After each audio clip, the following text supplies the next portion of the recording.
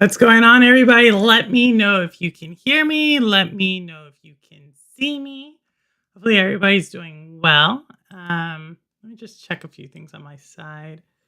Outputs over there. I may change this. Give me a second. I may change this. We'll see how this one goes. I may change this in a second. But hopefully, everybody's doing well. Let me see. Chat's over here. I really should get like something here so it's not on the computer where I can like see everything there, but maybe later. Maybe later. Hold on. You know what? I'll update this later. I have a lot of stuff going on. All right. Hey Mel, what's going on? Chat, I see Obi, Rose, Kenobi. Obi, hope all is well. Thanks, Obi. Thanks for always showing up. I know you're doing so many things out there, so thank you for showing up. Rouster, of course, Rouster and Ambi and Wit and everybody else. Cold Blood. What's going on, man? Cold Blood, since as y'all know, is MM2K. Well, I haven't seen MM2K in a while, but for a while there, Cold Blood and MM2K were doing their show. Let's see. We are going to pour it on. Ooh, whoa. Sounds like French fries. Sounds good. Thank you. And I saw Mel earlier, so hopefully everybody's doing well. So we're gonna this show, and let me know if my sound is good. You know, I had my mic away for me for a second. Hey, Wit, what's going on? Just finished. Otherwise not. That's a big thing though. Metal Gear Solid, no. But yeah. So we got a lot of stuff to cover. You know, one of the things I had talked about before that I wanted to cover was AI in gaming. Like, I think this is a conversation that, you know, AI is everywhere. You know, I've talked about AI in the economy. I've talked about like different things involving AI, but I've not really like linked it to gaming, like where the conversation is really at. And I think despite everything that came out of, you know, Gamescom, which great, awesome stuff. A lot of trailers, you know. There's actually a lot of stuff over the last week and a half to come out regarding gaming in AI that I don't think a lot of people are hitting on, and I don't know why. But maybe it's too technical. Maybe it's not as like as exciting as like console war type of stuff or whatnot. But I do think there are some things that were pretty interesting there. On top of that, we did get some business news recently regarding several different studios that I do want to touch on. And so we actually have quite a bit to talk about as I was like kind of going through on my way home today. I realized there's some of that. And then we have game trailers. So I think I told y'all that a game I'm really, really looking forward to that's launching next month. I've not shown this trailer just by itself. I think I showcased it one time. Maybe I did briefly, but they now have a much longer trailer. So this is actually going to probably be my second most anticipated game in October because we know Little Nightmares 3 is my most anticipated game. But there's that. Don't think thank you so much, Obi. Thank you so much. So we're going to get this started. For a couple of reasons. One, because Remy's looking at me to give him a treat. But we're going to get this started with an interesting trailer I had not seen. But a trailer about a game that you're going to get to see when it gets released. So if it's something you like, you don't have to wait long. All right. But with that said, let me give you the first trailer and then we'll go from there. All right. With that said, let's go.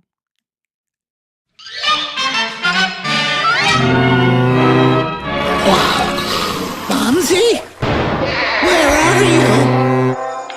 I don't remember this part of the house.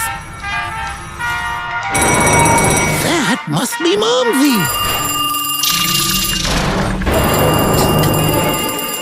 What a scary, scary nightmare. Hi, I'm Kimmick. That's my roomsy. My sweetheart video gamesy. I love Creepon. There's my #1 show. A nutritious snack. My Cracker Jack squeeze. Please clean the kitchen. Mommy didn't have time to clean up before leaving for Salzburg. A task for Supermouth. Neat, kiddo. Daddy's socks need washing. Here is our basement. Looking a little spooky.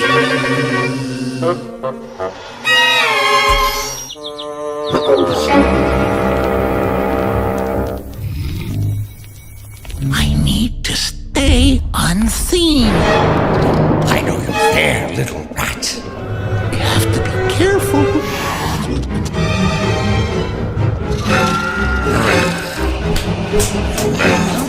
Seven, five, 2, That must be Momsy.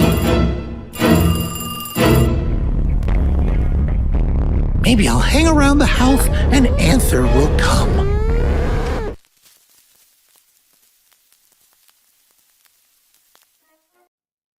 So that is Bad Cheese. Obviously, you see the inspiration there from like the Disney Steamboat Willie era. There's another game that actually made my top games of 2025, Mouse PI. That one's more of an action shooter. This one, as you can see, is a psychological horror. Um, I'm I'm a fan of using classic cartoon art styles. Obviously, a lot of the games are not obviously, but if you think about it, like Mio Memories in Orbit, Shinobi, Little Nightmares, game we're about to see here in a few, maybe 30 minutes or so, all are using like very original art styles. So it's obviously something I would like. It's horror. It's something I might pick up. I have not seen it on any of the digital storefronts. I didn't check Steam. Usually they're the first to get something like that. But it looks like interesting short, something that's going on. I've been playing psychological horrors. The first one I played this year. Oh my goodness, I can't think of it, from Karma.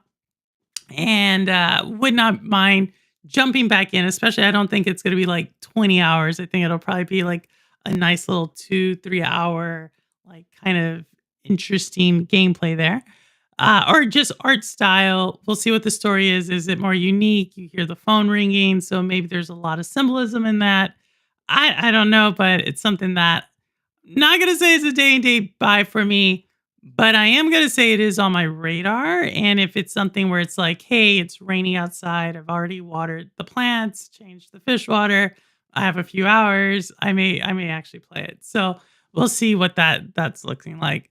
I think the original Mickey is out of copyright.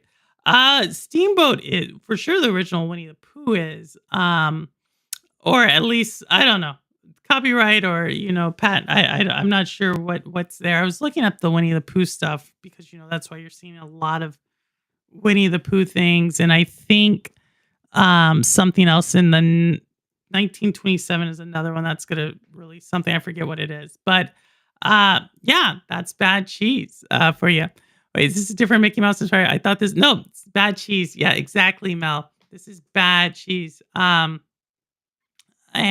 so this one is a psychological horror where Mouse PI is a shooter. So yeah, we don't know what Mouse PI is, but that's why I said I hadn't seen this one. Like it kind of like went under the radar. But they're for sure launching next week. Here in a few days. So or Sunday. When is the first? Whenever the first is, that's when that game is coming out. And we'll see. We'll see where it is, what the price point is, and everything. But I saw it for the first time today. So I was like, oh, that's pretty cool. Let me showcase it. All right. So that's that. But here, where do we want to start on gaming news? AI is going to be kind of towards the back end. So let's start with talking about patents and trademarks and IP. I think it's appropriate that we start with a patent, trademark, IP type of case or news, and that is from like an OG company that's kind of a new G company. That's Atari announces strategic IP agreement with Ubisoft to revive 5 acclaimed titles. Now, those are the titles right there: Cold Fear, I'm Alive, Child of Eden, Grow Home, and Grow Up.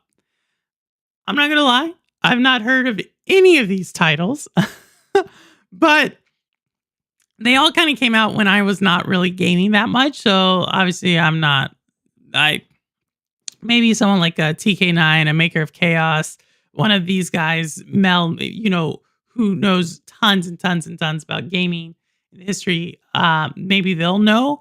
I've not heard of any of these, but it did make me think about my own journey for acquiring a game company, specifically the IP. So I think I told y'all we did a whole episode on that back around March and April. I was really gearing up to purchase a game company specifically around IP. And I'm really interested, like Atari's an interesting company because Atari's traded hands a couple of times. It's now under the management of like, the guy's pretty young. And, they've done Roller Coaster Tycoon. They did the Atari Recharge series. They just did another Yar's Revenge, but like a modern day Yar's Revenge. I haven't seen a lot of people actually talk about that one. But I'm always interested because Atari, I'm not too sure if they're trying to be like a gaming company, apparel company, like where's the nostalgia, like what is their play? But obviously they're acquiring IP. And it made me think about my own acquisition journey. And what I'm really curious about is, and this came up to when I was buying the game company, right? And in my mind, there's 3 types of IP that you can acquire. It's free on Epic, but only $15 on other stores. Interesting, free on Epic. Okay. Your mic is going in and out. Oh my goodness. Let me get it closer. How about that? Let me get it closer.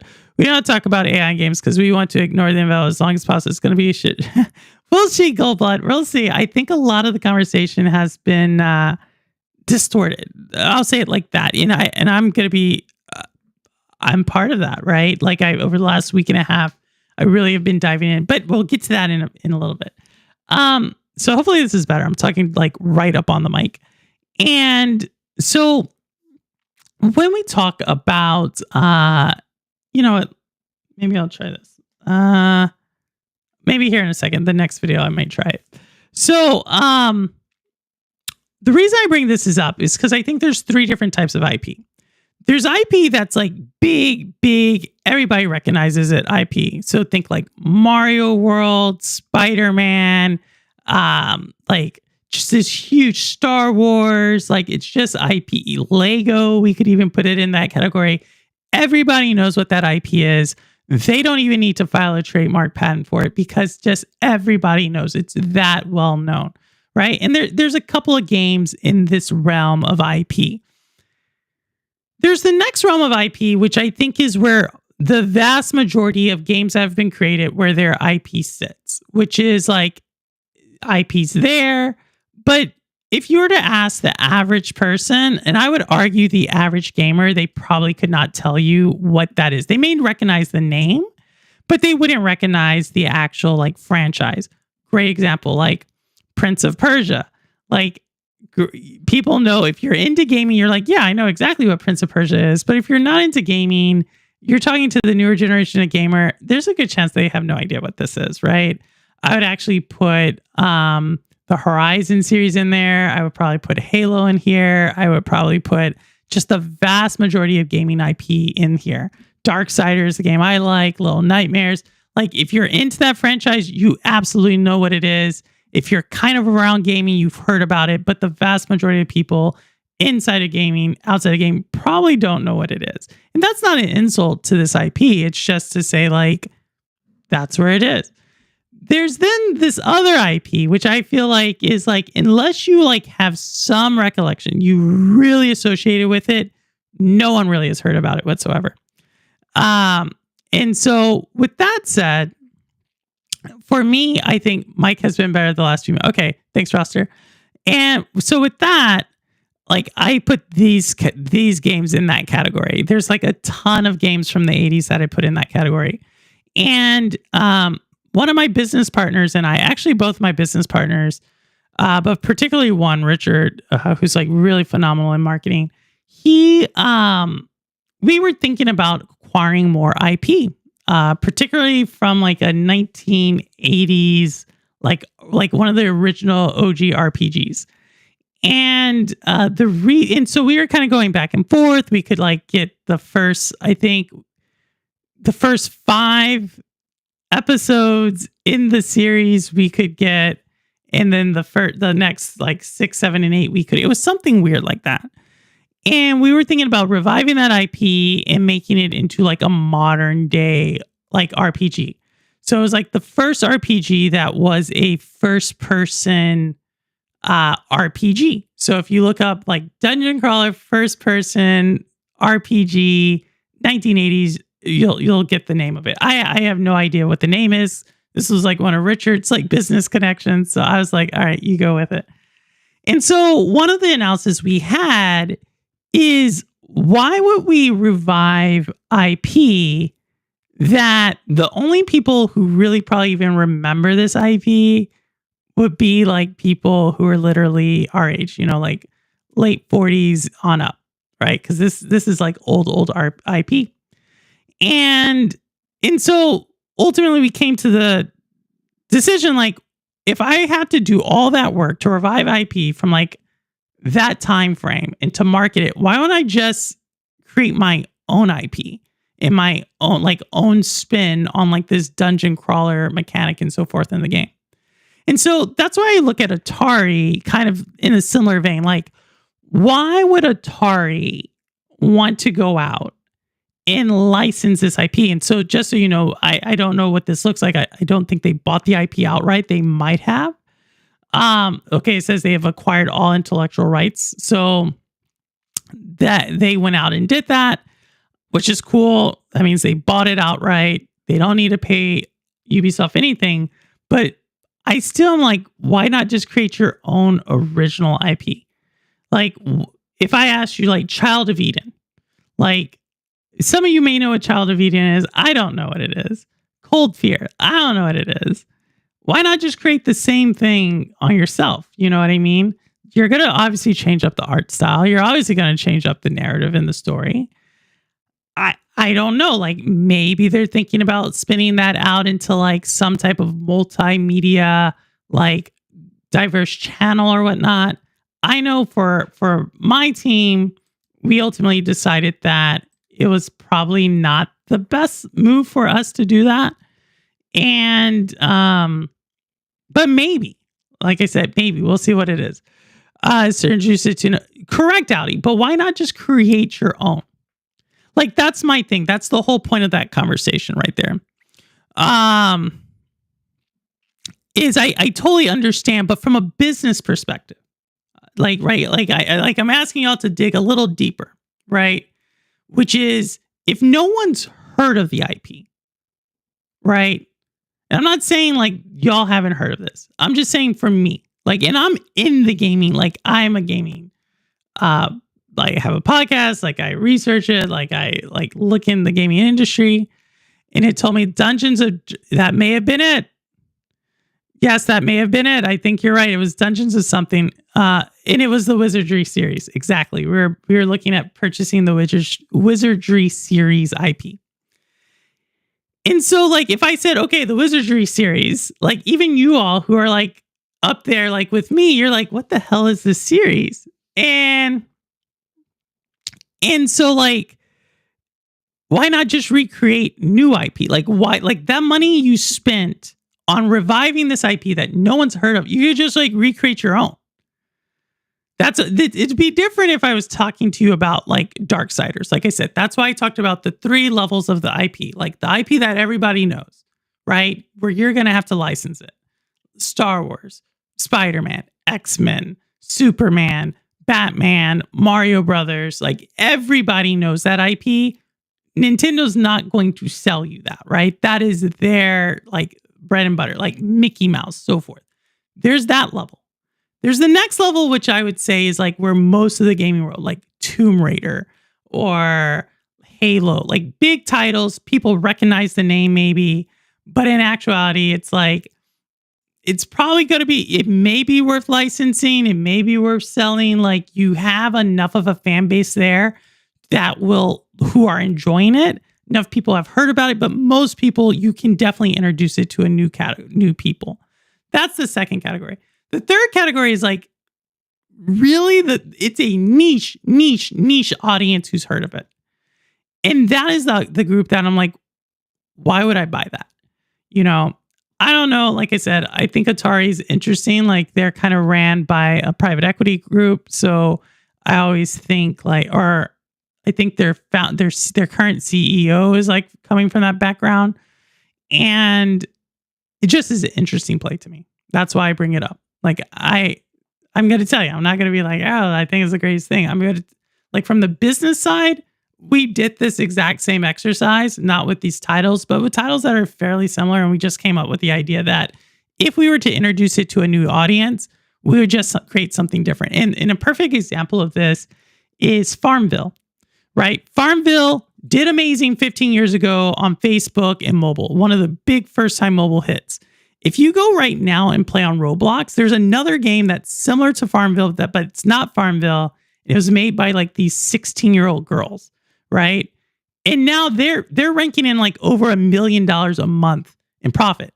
Did they go out and license Farmville? No, they just recreated Farmville in Roblox. And that's kind of the logic I think about.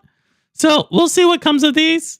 I don't know what they're going to do. They haven't announced much more, but I thought it was interesting because it did mirror a lot of my own kind of like how I thought about the whole thing. Hey, V, what's going on? Does it, Audi? Does it? If you're talking about creating the big one, but if I ask you, what is the story in that? That's what I'm saying. Like, does it? Does it? And I do want to push you on that. I do want you all to push on thinking about this. If I ask you, what is the story of Cold Fear? What would you tell me? What is the story of Child of Eden? Like, I get what you're saying, but I actually push back and disagree. I think in today's world, you can find a writer to create the story cheaper than purchasing this. Like, I could get a narrator, hire them on a 6-month contract for $10,000 to give me an entire storyline. I almost guarantee you they did not buy this from Ubisoft for $10,000. Like I said, I've done the analysis. Like we came up with our own thing. Obviously, they did it for a reason, so I'm going to be curious. But like this is something I actually did. That's why I have it. Hey, Paul, what's going on? Is the game Grow Garden? I have no idea. I haven't played Cold Fear since I've rented it from Blockbuster. So Paul plays it. So obviously there's an audience there. Atari also got approved to acquire 80% Thunderful Group yesterday. Woo. Now Thunderful Games is different. But I don't know what they're doing. Don't know what they're doing. But yeah, no, keep it coming. Like I said, it's just thinking through it. Is it truly cheaper? Like if you're those top two categories, 100%. If you're trying to recreate Mario, good luck. You're not doing it. You might as well license it. That second group, Tomb Raider, 100%. Go buy it if you can. Which we're going to be talking about Tomb Raider here in a second. But that last group, I don't know. It was about humanity has become a multiplanetary series. That's all I could be. Exactly. So take that exact same idea, expand on it, whatever you want to do. That's your new IP. You know what I mean? Change your art style, do whatever, especially now. What they're going to have to do anyway with the art style, change it up. That's your new IP. And I think you're going to see more and more of that. And I'm going to explain this later on in the show that you're going to see more and more things that were inspired by previous IP. So I'll be talking about that in a little bit. But we're talking about Tomb Raider. So we'll talk about this really quick, and then I'll show you another trailer.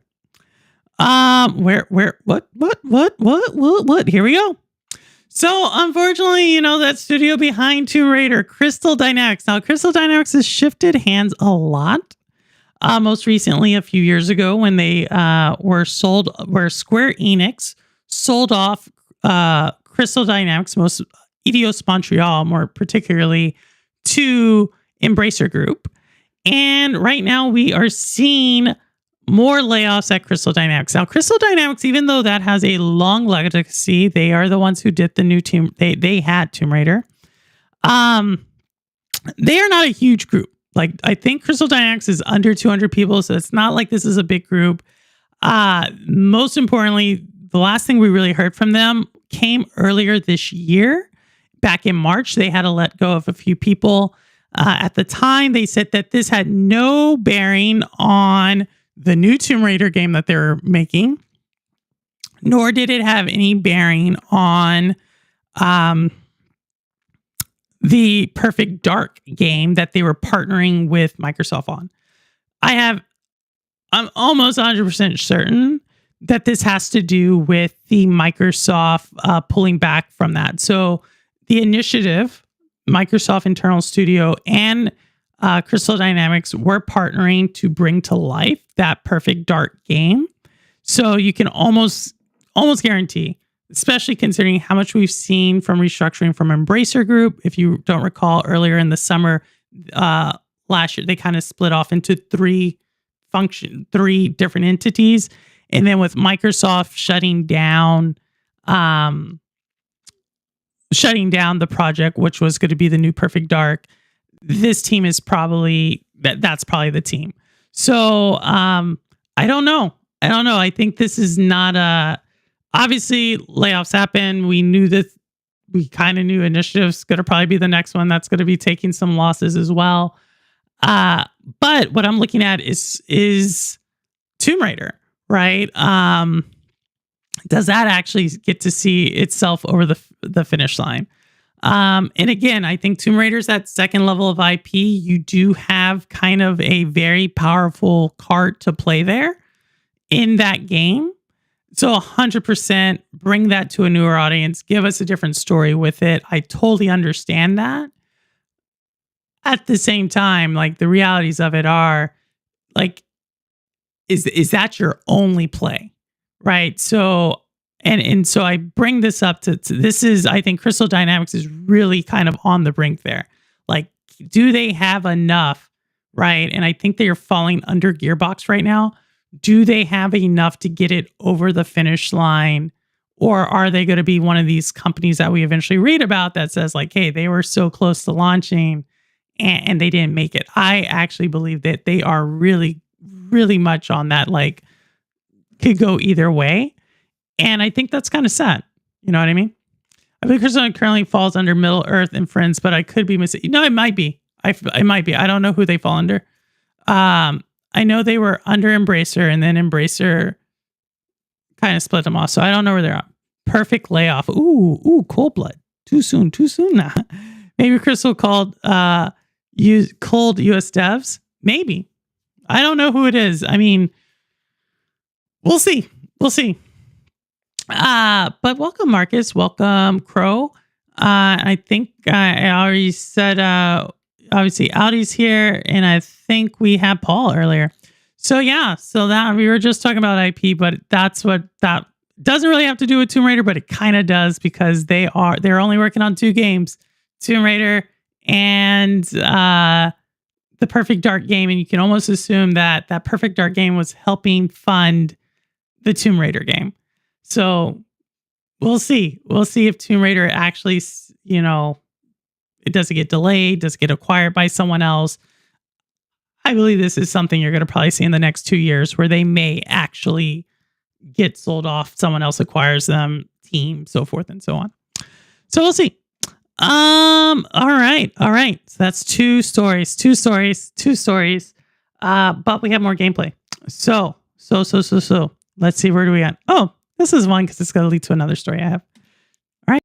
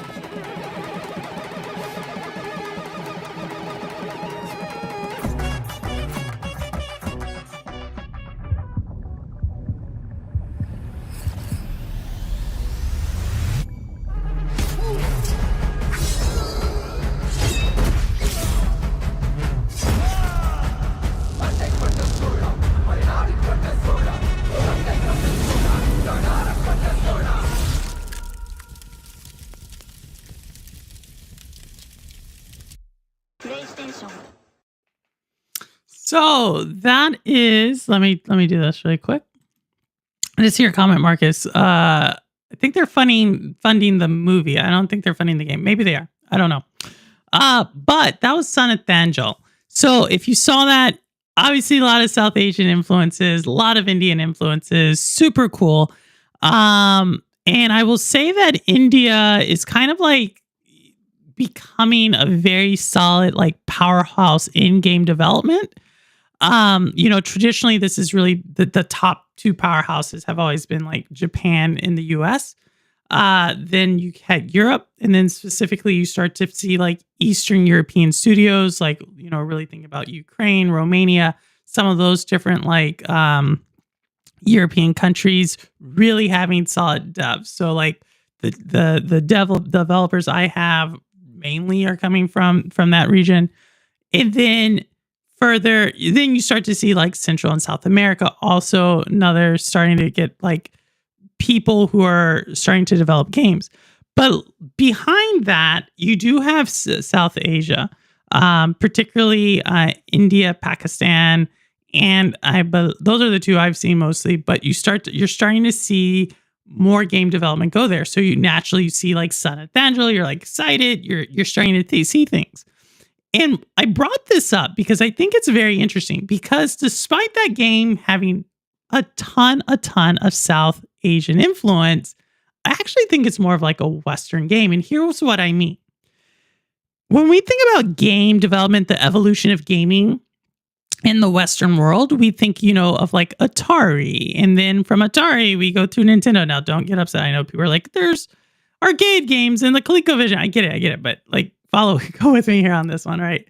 You have this evolution that's very Westernized, right? You see like this like habitual thing with Nintendo, then the Game Boy, then the Sega, and we eventually get to the gameplay. And then somewhere along there, you start to get 3D games. And then from there, you start to see like the separation of mobile into this really big thing to really handheld games. So you start to see like this very different segments of the gaming industry. And we saw this with Stadia, where we started to see that games, like we're like, yo, if Stadia could ever get to India, like it'll just explode. Or if Stadia goes to this third world country, it'll just explode. And I think some of that might be true. Like we'll never know, right? But I also feel that this kind of misses an important element of game development and game evolution. And that is a Western style of game development and game evolution. In some ways, India is much more advanced in gaming than we are here in the United States. And y'all are like, you're like, Purple, I just saw this game. This looks like a PS3 era game. I totally get it. But India has actually had this. So this is a headline going on right now. I want to put this in there.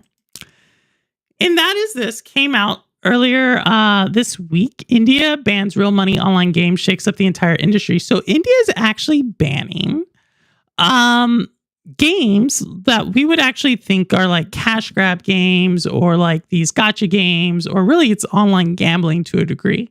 And we see this online gambling throughout South Asia. And so I bring this up because how would the gaming industry be today if we started off with gaming being about gambling? Now, obviously there's casinos, but casinos you still had like, you had to be over 21 and so forth, right? But let's think about like actual gaming. It's if instead of like you having an Atari, you had access to an online gambling hub. Instead of it being like what we were talking about earlier with Farmville, it was like some like, fantasy football cash grab. And so I bring this up because if you think about it from that direction, gaming starts to take on a totally different type of place in people's life, right? Especially in a third world or, certain parts of the world, third world countries, developing economies. economies where you don't have the infrastructure for cloud gaming, vast 99.9% of people don't really have means to a console or high-end PC. Their gaming experience is shaped by this idea that you can hit it big. You could become rich. And this isn't just something that is confined to adults. This is something that's confined to kids. So if that has been your experience with gaming, is this idea that it is a real money online game. And this isn't just India, by the way. There's several different countries right now that are facing similar types of situations where gaming is really seen as a gateway to gambling for people to lose their wealth, to lose their life savings. If you start off from gaming being in that perspective, then you almost have to think that gaming will not develop like it's developed in the Western world, where in the Western world, it's really developed from where? Like initially gaming, the household console was an entertainment system for adults. Eventually kids got it. It's kind of like this more innocent path. It's kind of this drain waste. We started hearing, like many of us had parents that said, you can never make money playing video games. What if your parents are the ones who are encouraging you to make money playing video games? It's a totally different mindset. And so that's why I say in some ways, I think the Western world, we think everybody's just going to follow us, right? This isn't, and this goes without saying, we see this through politics. We see this through economy. We think everything's just going to, like we're ahead. Like everybody's just going to fall in line with us. But the more I started reading about this and the more I started thinking, I was like, well, if I was to start, like, it's like stocks or investing.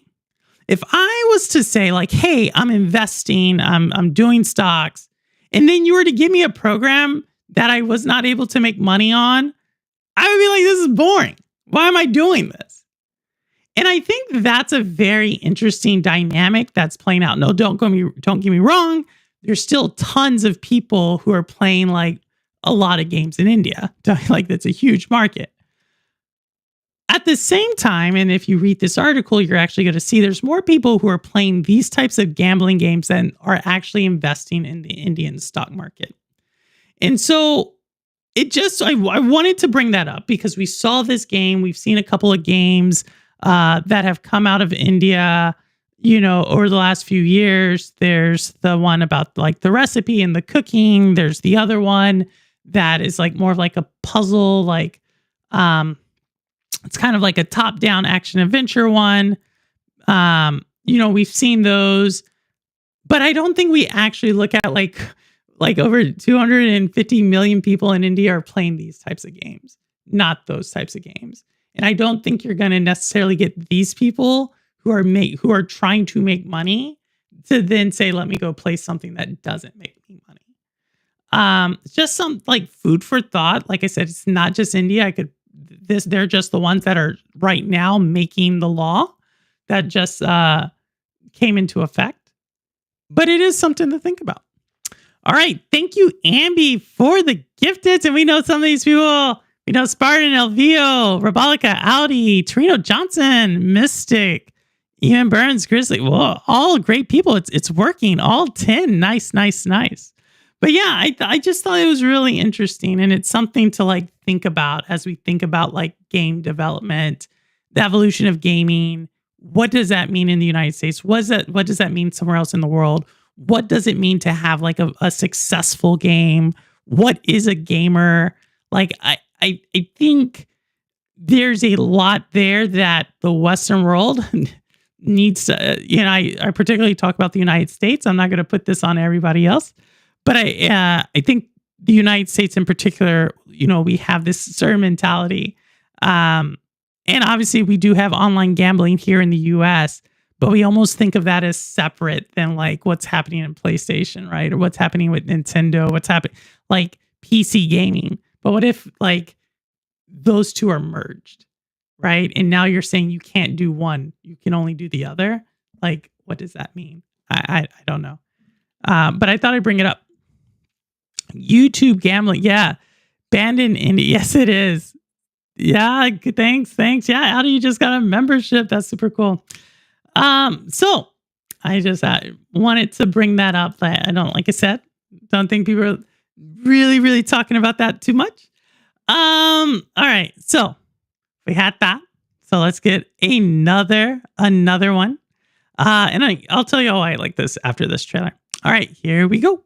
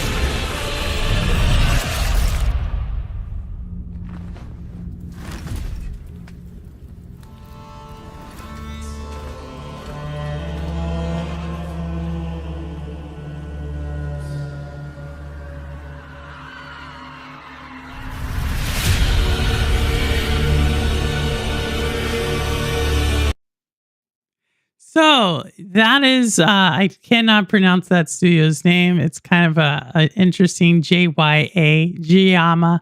I don't know how to, it reminds me of a person I used to work with called Gianna. But yeah, so that is La Divina Comida. If you did not know how to translate that, that's the Divine Comedy. So I think I talked about this briefly. Another game that was kind of using the Divine Comedy as well as a backdrop. And it's really interesting. We're talking about IP, right? Because obviously the Divine Comedy is beyond like in the realm of like the public domain, as we say, right? But I would also like to think like to Audi's point earlier, there's so much like it's so expensive to buy IP, right? Or to create your own IP.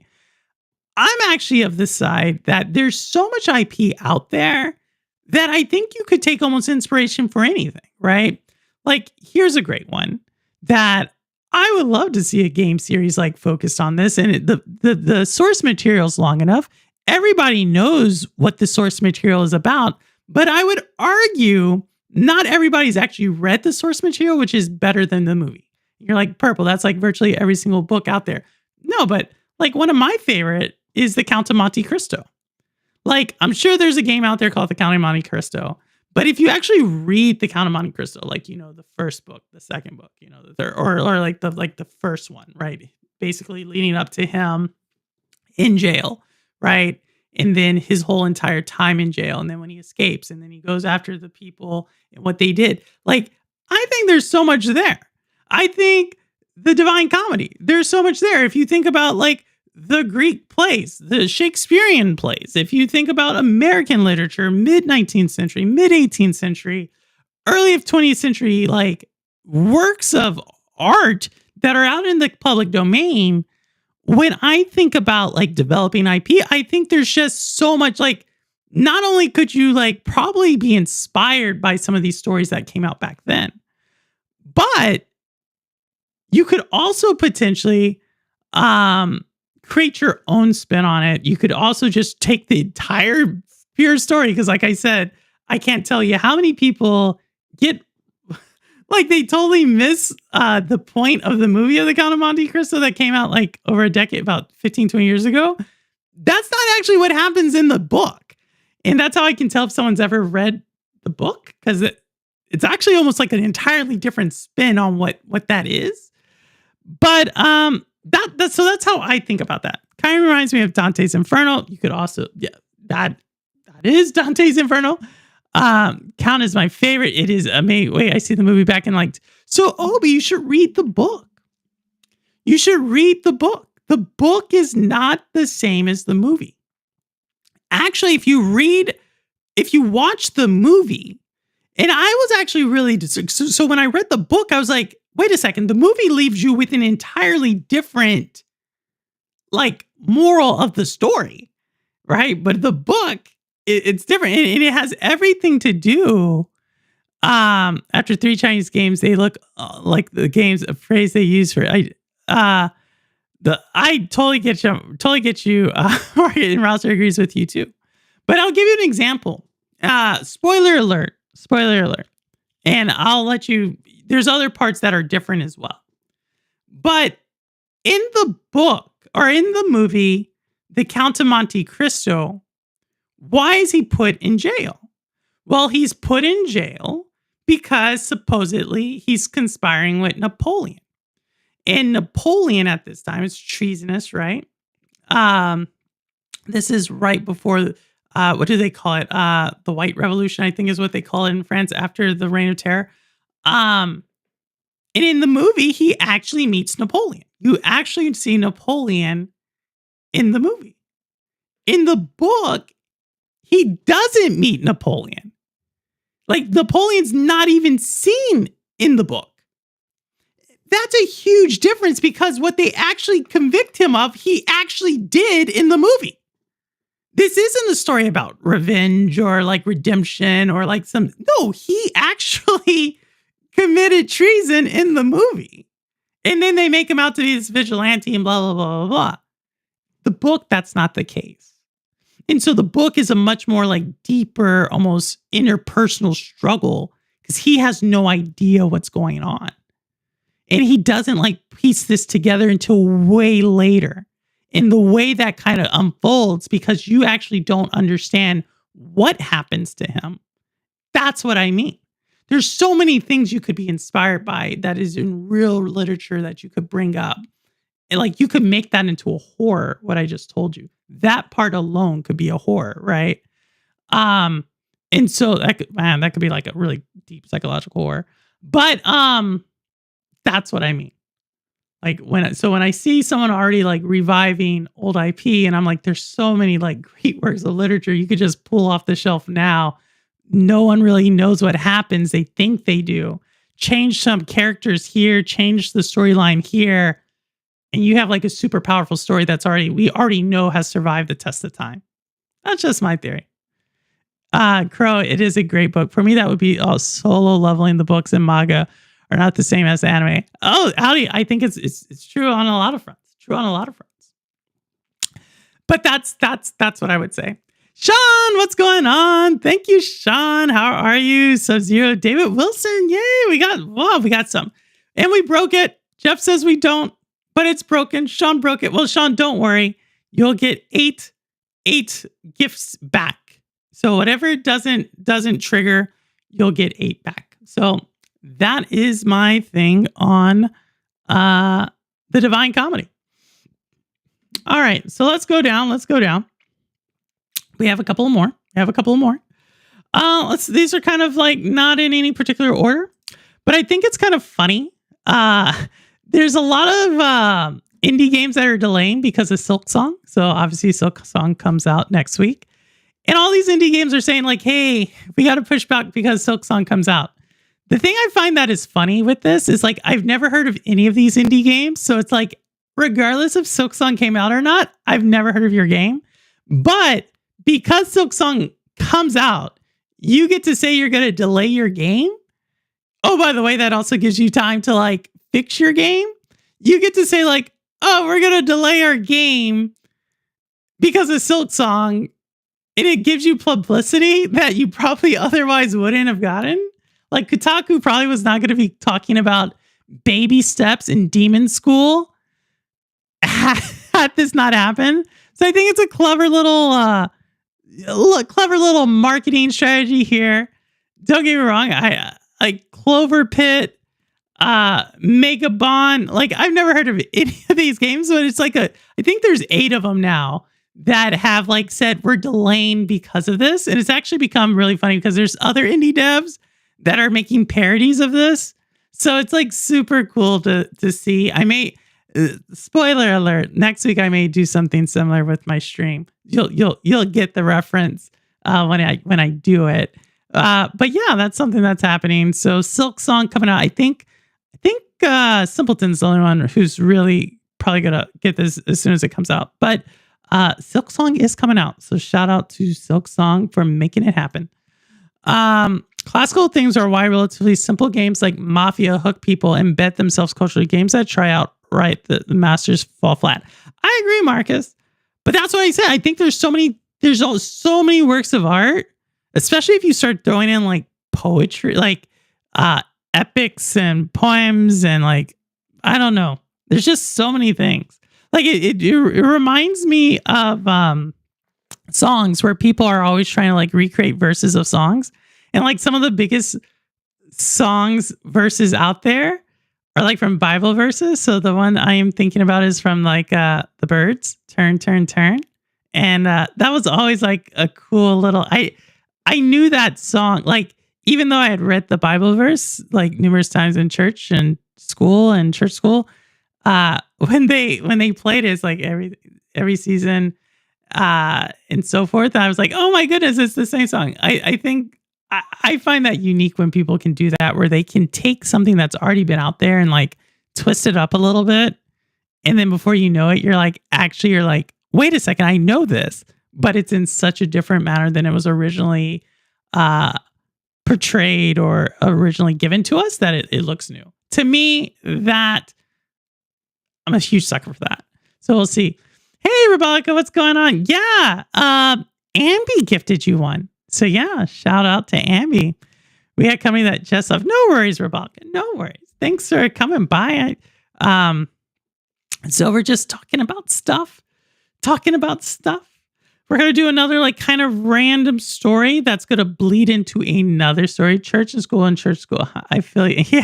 Yeah, I know, Ovi. I did. They were not the same, but I did do things where they talked about the same thing. All right, so here's another one. Yeah, no, we're going to take a shot up Tim Sweeney when we can take one. But Tim Sweeney is blaming game developers for poor Unreal Engine 5 performance. This is actually going to bleed into our AI conversation here really soon. So I think I'm going to start that after this next trailer. I think this is interesting because if Unreal is not, what's the word I'm looking for? Is not careful on this one, they could actually be left like behind. So obviously Epic, they create Unreal. A lot of games we hear Unreal Engine 5. People are arguing like, oh, this was in Unreal Engine 4 or this is now in Unreal Engine 5. It's going to be amazing, blah, blah, blah, blah, blah. But in reality, I'm here to tell you, game engines and creating them might be a thing of the past. And the lock that Unreal Engine has, you know, when we say Unreal Engine 5, we're expecting like primo, right? And I think with Tim Sweeney saying like it's the game developer's fault, if only there was a tool that's coming out that potentially helps developers like get around the Unreal Engine 5 headache and that Tim Sweeney says is a problem. I don't know. Spoiler. Yeah, no foreshadowing on this one, but we shall see. It's not the developers, really more of the engine being a resource. Audi, I think you might be right. And we're going to be talking about resources here in a second. Love turn. We're at the verse. I can't help singing. Yes, Rollick, you know exactly what I'm talking about. All right. But with that, I think let's jump over. All right, y'all ready for my favorite trailer that I've been holding out for? This is the trailer I teased on Sunday. This is my second most look forward to game of October. Did not make the list of my most anticipated games, but this is definitely an anticipated game. All right, y'all know I'm a sucker for like cartoony stuff, but here we are. Super excited to show you all this one.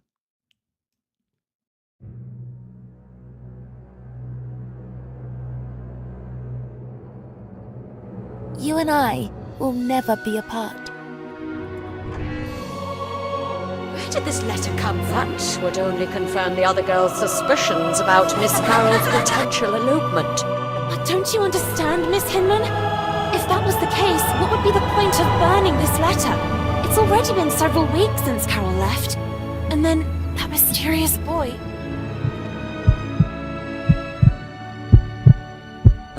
princess. Are you even able to stop time?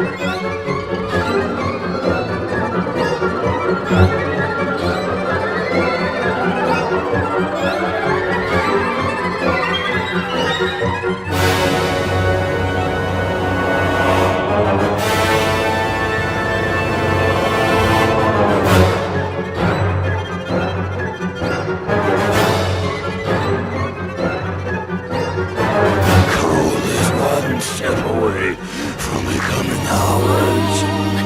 And given to despair, we're about to fly.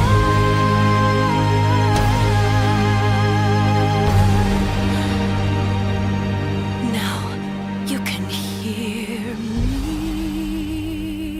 Just let us be carried by the wind.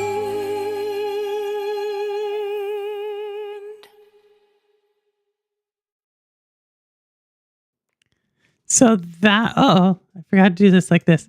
So that is Sweet Carol. Yeah, it has a date. So we first saw it, I think 2 years ago at the Game Awards, and then hadn't really heard anything about it since. Really taking us back to the art style. I mean, Disney art styles, right? We had seen Willie earlier with Bad Cheese. Sweet Carol now, in my opinion, the best era of Disney like movies, like that 1970s, 1980s era of Disney movie. Really taking a lot of inspiration from that art. Obviously, you see some musical scenes there, so kind of like tying in with the 1990s a little bit. But it is going to be a horror game set in that art style. About as much as we know right now. But again, I think like taking art styles that are now or stories or themes that are already out there in the public domain and just like recreating it a little bit. I'm really excited, like really excited to see about it. Like in that one, obviously she's like dead. She can turn into it like a rabbit. She's looking for a friend. I don't know. Every single time I read the description, I totally am like, what the heck? But it's something I'm going to probably buy day and date. I'm not going to lie. It literally comes out the day right before Little Nightmares. So that's going to be tough. But yeah, October 9th. And then Little Nightmares is the 10th. And I think Ghost of Yodi is like the 5th or something. It's like going to be super packed that second week of October. But that's Sweet Carol. We'll see. We'll see where does it land. We have a couple of contenders already for Best Indie in my book. Let's see if it has a musical score to it. I don't know, but I'm excited for it. I know it's probably not what other people are thinking about. Is like, you're excited about that purple? Yeah, I'm excited. It's different. You know what I mean? I like things that are different. I like stories. I like interesting art styles. It's hand drawn. I like where people are being creative. Like they're maybe I took the term reduce, reuse, recycle, and repurpose. Well, I forget what they now have added another R to that saying. Maybe I took that a little too much to heart back in like the early 80s, but I truly am looking forward to that one. So yeah.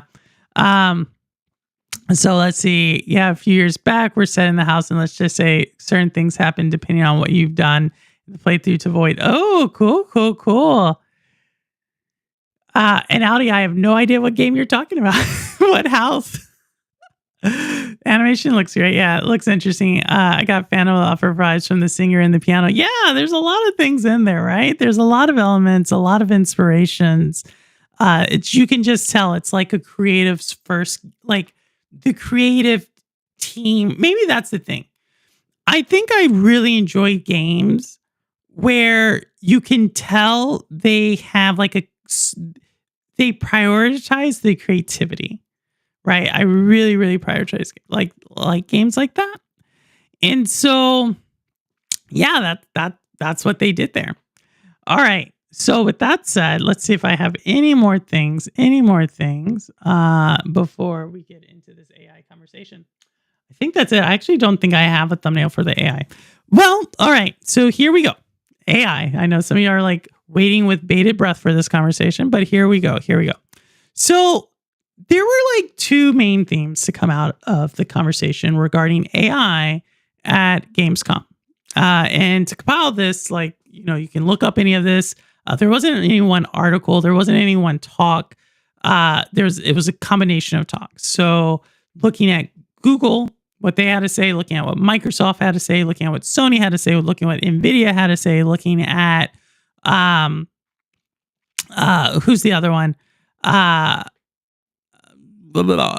had to say, like looking at all these different companies and what they had to say around AI. And there's basically like two camps when it comes to AI, right? Or two main conversations that are happening. There's one conversation on the development of games. And I guess they're both around this. And there's one conversation around the hardware. And I know that sounds really interesting, but I think that's the more interesting conversation.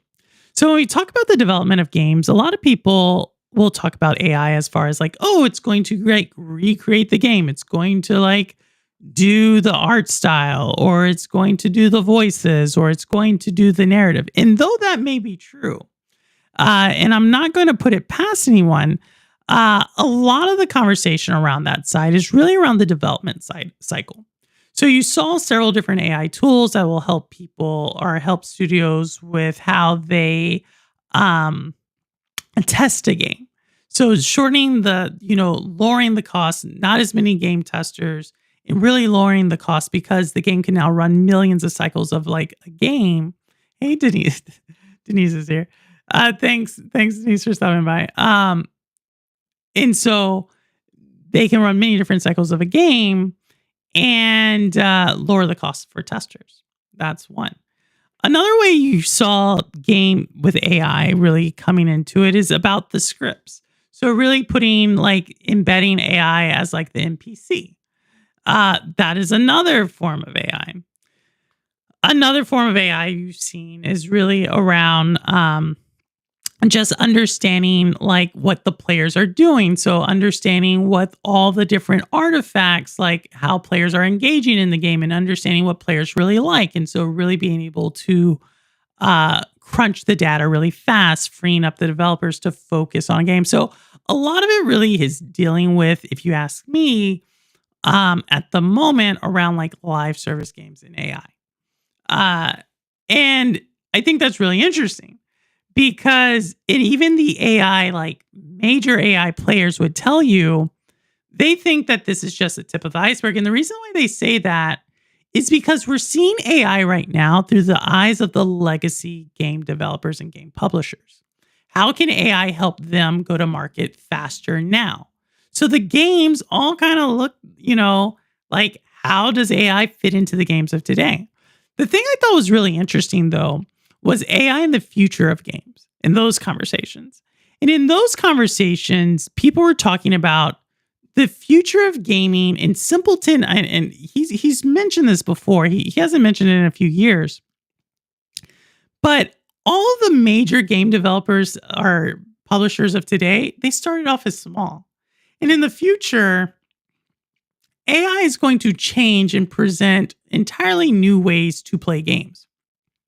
I'm not saying that means it's going to be type in your name and now it calls you by that and it's this talking companion. I think that's gaming today. But really embedding AI and learning who you are as a player to create things that are truly unique to you as a player. That's what I mean. And I don't think any of the new game developers or the game companies are really looking at that. They talk about that.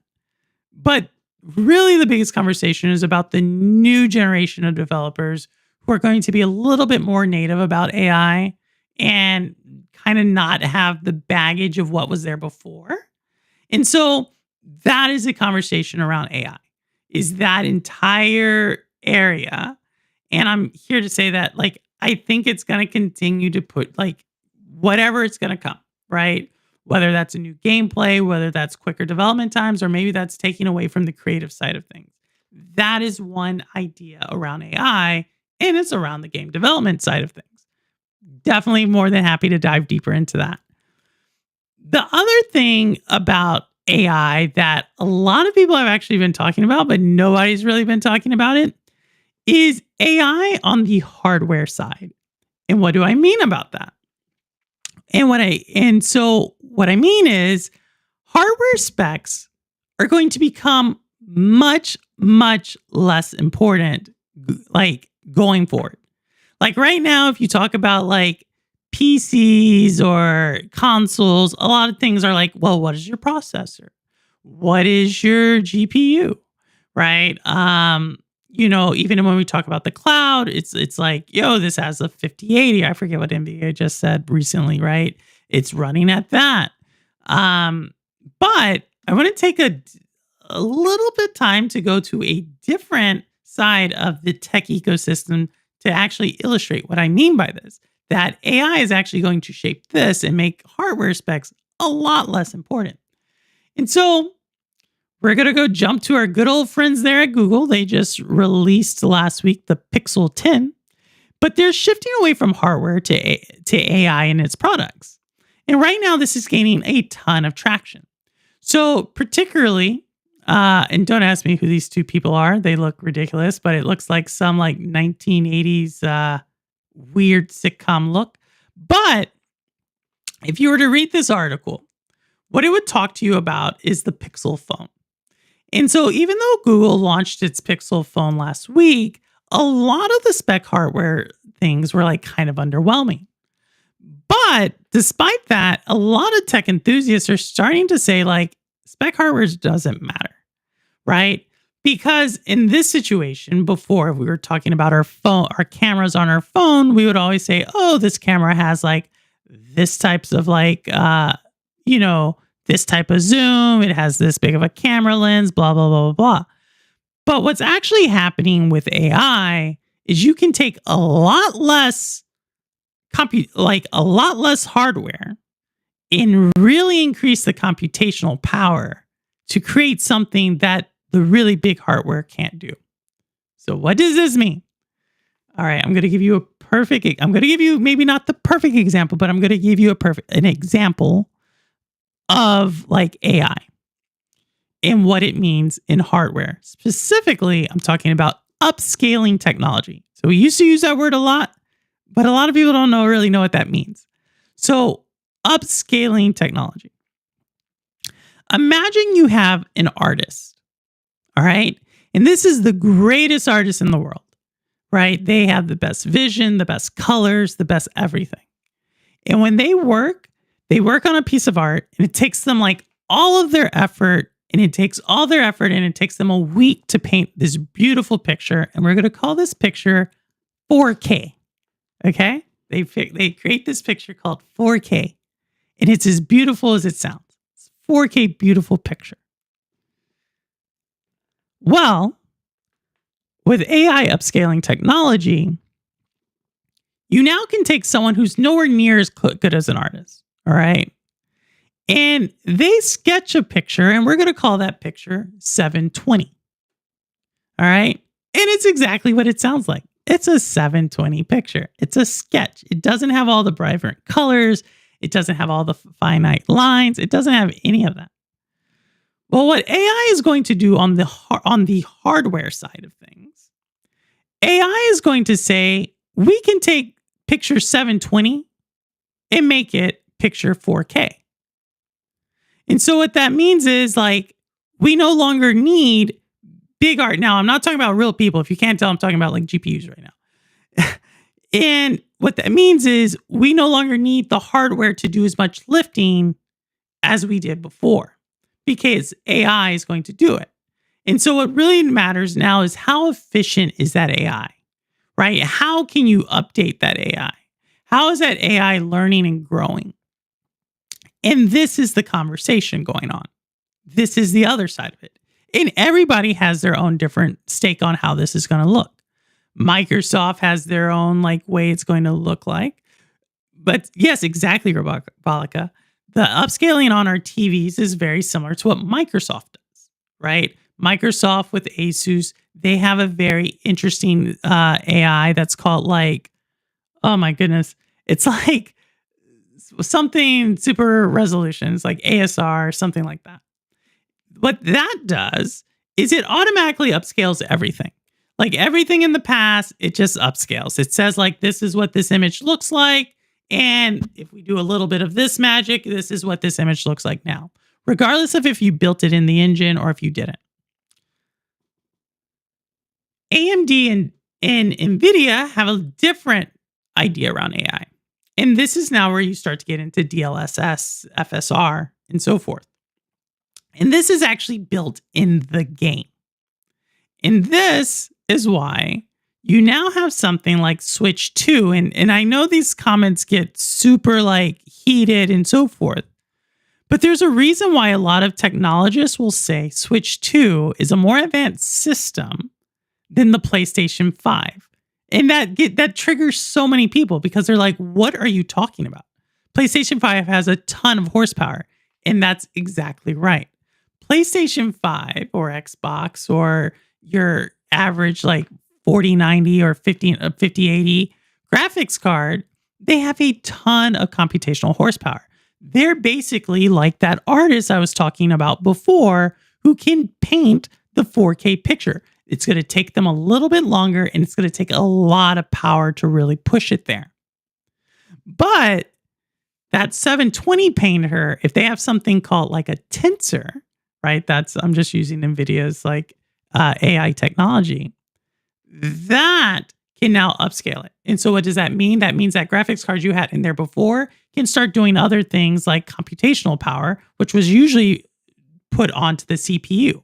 So if you can kind of understand it, before we used to say like the graphics card used to do all this pushing. We used to have the CPU here trying to also help push it.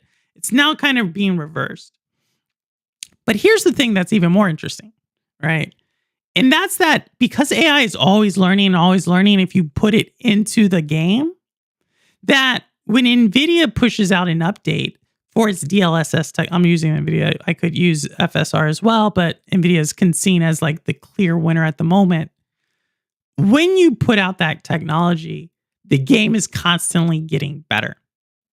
And so for Nintendo's sake, Nintendo's games, the people like Cyberpunk, the people who really have pushed this right now, because they built the DLSS in the port of Cyberpunk onto the Switch, that means this is constantly going to just get more refined, more refined, more refined. And as developers continue to learn how to use AI upscaling technology in games, you're going to continue to see like the hardware, traditionally what we would have seen as like the raw horsepower of some of this hardware, become much less important. And what becomes much more important is how efficient does the AI run? And if there's anything about AI, we know it's all about efficiency. And so that is really the two conversations around AI in gaming that are going on. Again, this is like over like 10 different things, but they're totally different. One is around really about the game development cycle and what does that mean and what does the future mean, which is obviously the future is kind of like, how does AI impact? Like, what does that actually look like in the game? Right now, it's really about efficiencies on developing the game. The other one is about the hardware, and it's almost flipped because now they already have the AI in the hardware. It already has the tensor chips in there. And so it's really about, that's already now learning and learning and learning. So just because you have a tensor chip like 2019 or 2025 doesn't necessarily mean the next one next year is going to be any, like that much a leap better. What it may do is it may cool better. It may do something like that better, but the actual ability to upscale a lot of times might be very similar. You are saying a lot. PlayStation is called PSSR. That is super, that they all have that name like super resolution. You're right. No, that can't be true in the example, as all we cared about is the frame generation, not resolution. I'm going to have to understand what I'm going to have to unpack that. And it's great because like PlayStation, they're used the team super sampling, checkerboard scaling, and now portable devices use these examples. They don't like it. Even PCs are using these scaling. There's different scalars though. I totally get what you're saying.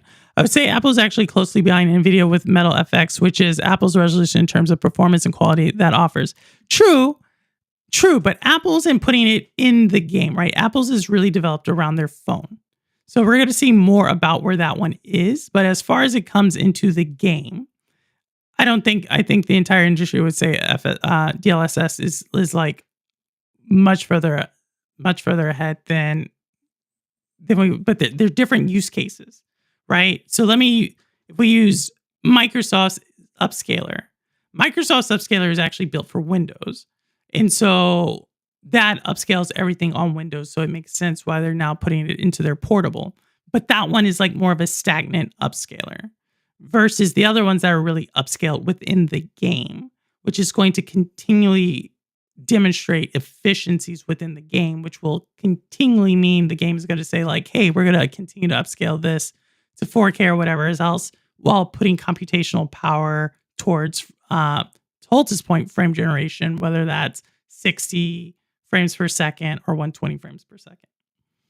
Just saying what the conversations are about and why when we think about AI, I think everybody thinks about image generation, like we're going to create the art, but the conversation is really in kind of these two buckets.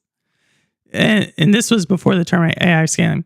The Switch 2DS is adapted to consoles. FSR is PSR adapted to PC. FSR 4 is PSS, or correct, JD. FSR, they are similar, right? But the DLSS technology, just because it's older and they've been at it longer, many would say that's the more advanced one at the moment. That's not to say like some console war between the two, but this is why a lot of analysts, if you talk just purely to tech analysts, not like gaming analysts, they would say the DLSS technology, and this is partly why NVIDIA right now is facing antitrust investigations. They would just say because it's so far in advance and because of what they've been because basically everything is using like NVIDIA DLSS in their games, it then makes it harder for something like FSR, which has to learn, right? Because the AI is constantly learning. It makes it harder for that one to gain traction. But again, this is just where the conversation is. We'll continue to see how this evolves. But I thought it was really interesting because a lot of people aren't talking about AI like this. It goes directly towards like, oh, they're going to make the dialogue for the game, or they're going to make the storyline for the game, or they're going to make the art for the game. But it's not really around what the industry is talking about when they talk about game AI and gaming, what the future is going to look like, as well as this other thing on the hardware side. And obviously, like NVIDIA is also like cloud gaming, right? The ability to that is constantly being there, right? And at one point, like, where do these start to mesh? Is it the local hardware or is it the online cloud service? Where does the cost benefit analysis land? So you're going to continue to see this conversation evolve. That one for sure is not like leaving.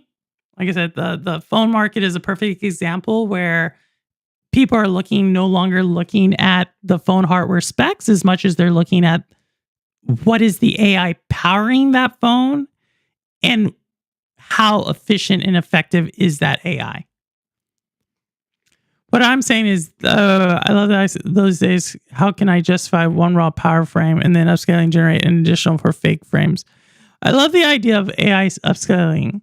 Though these days, how can I justify one raw power frame and then upscaling generate an additional for fake frames?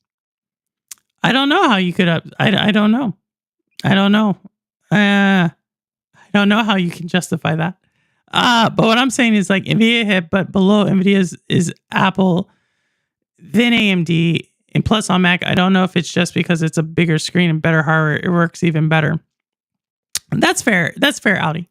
Okay, so what you're saying is it's NVIDIA, then it's Apple, then it's Mac. We're going to see where Apple is, though, because right now, a lot of things on Apple is Apple's AI is Apple's actually getting hit pretty hard right now because their AI is seen as, and this is in across Apple right now. It seems like Apple is falling behind on AI. That's not just Purple talking, right? So I'm not doubting you. I'm thinking about like the future of AI and how much can it grow, like in this area. We'll see. But I'm not. Again, I don't think this is settled, right? Amazon Luna GFN easily outperforms every console on the market. GFN does outperform, but that's not the question, Ron. Thank you, Ron. Thank you. But we are, and so that's kind of like, this is a conversation about AI, not cloud. Gosh, Ron. All right, so that's that conversation. Again, more than it's interesting. I don't think people are talking about it like that, but that's really what the conversation comes down to. And so that may be like a ton of stuff there. But I think a great place to look is the phone industry, because I think the phone industry is actually in a weird way kind of like the leading at the leading frontier of where this conversation is at. Just because more people have smartphones, it's a way for the companies to really spread out their AI a lot faster. And as you can see, a lot of like with Apple coming out later in September, Google just launching recently, Samsung launching before that. It's really interesting to see what the tech analysts are all like gravitating towards and saying like is like the best, or which one's it's basically the conversations come down. It's now become very much about the software. 2000 will do that. If Cloud Gaming Service had these games I play, I might have been more interested in using them. Rob Bolica's right. She plays The Sims. At least for GFN. The Sims 4 keeps updating their core game. I wonder if they will add some effective AI to. I imagine so. I think the question is, who do they add? Right? I think that's where that's where the conversation's going to land. If you kind of have been following me, who are the game companies partnering with, and what AI technology are they building in their game? Like we haven't like. The way we talk about Unreal, right, is kind of the way, Unreal versus Unity. Like, we're like, oh, we kind of know what a Unity game looks like, right? We kind of know what like an Unreal game looks like. We kind of know what a Snowflake game looks like. Like there's certain game engines that we kind of understand what they look like. But I think it's quickly going to go towards AI. Like what AI philosophy, right? Because different AIs have different philosophy. Which AI philosophy is the game incorporating? And that's going to tell us a lot more about what the game's going to be. And potentially there's going to be AIs that are much more focused on efficiency in the fidelity of the game. There may be AIs that are much more efficient in the gameplay of like, how does your character interact, right? And so that's why I brought up that thing with the game engine that Tim Sweeney is talking about, where he's like, oh, it's on the developers. Well, potentially the game engine, even though that is now how we build games, potentially in the future, it's not going to be about the game engine. Like I said, it's going to be about the AI and how effectively the AI can pull the resources. So now you can take Unity and make it perform at a level that potentially like Unreal would have performed. I'm not saying that's going to happen, but in a weird way, that's how I'm looking at it. So that's why I brought up the Tim Sweeney conversation. I never expected it, but the last year I've been watching more AI generators content on YouTube, specifically when it comes to comedy. Really? That's interesting, Holt. That's interesting. Marcus, he was in chat earlier. he shared with me I don't know what you call it, like a pseudo documentary of it was fully AI generated. And so again, that's image generation, which I think is definitely part of the conversation. Like, can we generate this image and then can we like make it tighter and into our vision? I definitely think that's on the development side of things. But I think there's an entirely different conversation or similar conversation, just a different side of the coin, which is really about how does it continually optimize the game from a playability, like how we see it, that we're not necessarily talking about, and how I think that's going to transform, like really transform, like how your PC, if you are building a PC, if you are buying a console, how you look at that value add. And as a developer, like what are you actually putting in there? It's my thing. If you want to have a really good comparison for Metal FX and DLSS, look for Digital Foundry Cyberpunk 2077 on. But see, that's the thing. I don't think DLSS. See, that's the thing. So Metal FX, and this is why I guess I don't think the story's done, right? Because DLSS is going to continue to learn and operate on the Nintendo system. It's almost comparing, I get where Digital Foundry comes from. But the thing I criticize Digital Foundry because they're just showing me the current image, right? And I think that's like almost like it's like as if I use Microsoft's image generator. Like, what is going underneath that? Is it like Microsoft's frame over, which is what I understand Metal FX to be, right? Which is like it's their kind of cover, versus DLSS that's actually built in the game. That's where I would have to see more about Metal FX. But that's right. That's right. Where I differentiate it on. But I get where you're coming from, Audi. I get where you're coming from. I just think they're still learning, right? It's like if I were to compare Gemini to ChatGPT, and then if I were to say like let's take them back in like 2023, right? I asked ChatGPT this question. I asked Gemini this question. Then 2024, then 2025. Like they changed it, right? One's become much more like it generates things and can do whatever. The other one will become more scientific, blah, blah, blah, blah, blah. But they're learning differently.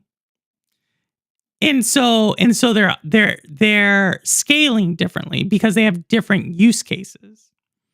And so that's why I've almost looked at like, where does it land? And like Apple is going to optimize for something else than Nintendo is going to optimize for. Right. And if I had to guess, because Apple isn't really in content creation for gaming like Nintendo, the technology is going to look different. Snowdrop. What are you talking about? APUs, fireworks around APUs. They're either no real frames or all fake frames. There's no mixture of the two. Y'all are way too deep. Snowdrop. I said snowflake. I don't know what it's called. Metal FX is built inside the game. The developers has to build it within the game in order for it to be supported. I'm going to have to do more research on this. I'm going to have to do more research on it. I'll come back to you, Ali. I'm going to come back to you. Games built with path tracers are already saving developers time and producing better visual results. True. That's all I'm gonna have to. But I'm gonna have to look up Audi's Metal FX. Nobody ever compares with NVIDIA's AI toolkit. Nobody on Earth compares. What? I have no idea. Y'all are confusing me. But yeah. But I'm gonna come back to Audi. But I'm gonna do my research on this one, Audi, because I did not see. I'll be the first to tell you, I did not see Metal FX I did not bring in their analysis when I created this segment, but I believe you. I believe you. I just need to do more research, just because if I look at like the phone comparison, that was kind of my framework. Was I was utilizing phone, like that's the example, and we would actually, most people would say that Apple's AI is behind. So that's kind of like clouding my judgment right now. Google cracked the memory problem, which made Gemini the leading AI for human interaction. Ooh, I think some would argue that, but I don't know if Google's cracked the antitrust problem. But yeah, so yeah, let me put that there. Oh, but I have homework. I have homework tonight. Jeez, Audie's giving me homework. So we shall see. But that's the link. That's the show. We went over an hour and a half. Nobody on earth compares to NVIDIA's AI toolkit. The Marcus G Knight. That's where I. But Audie's bringing the Mel effect. That's where I gotta see the Digital Foundry thing, because I think what Digital Foundry is looking at is like they're utilizing.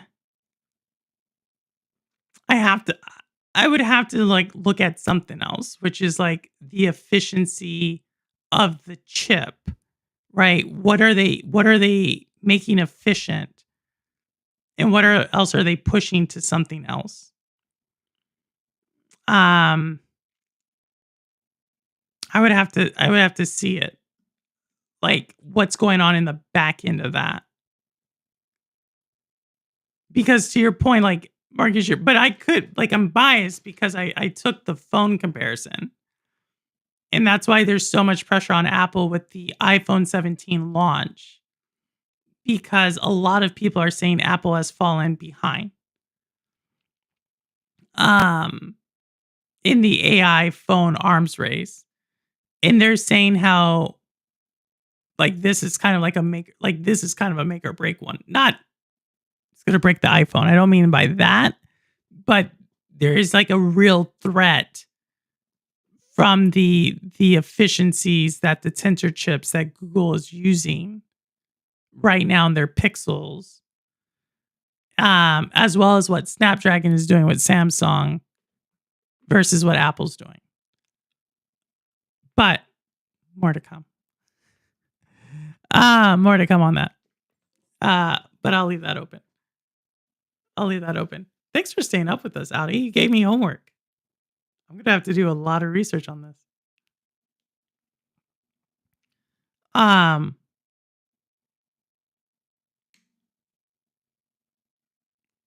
just thinking.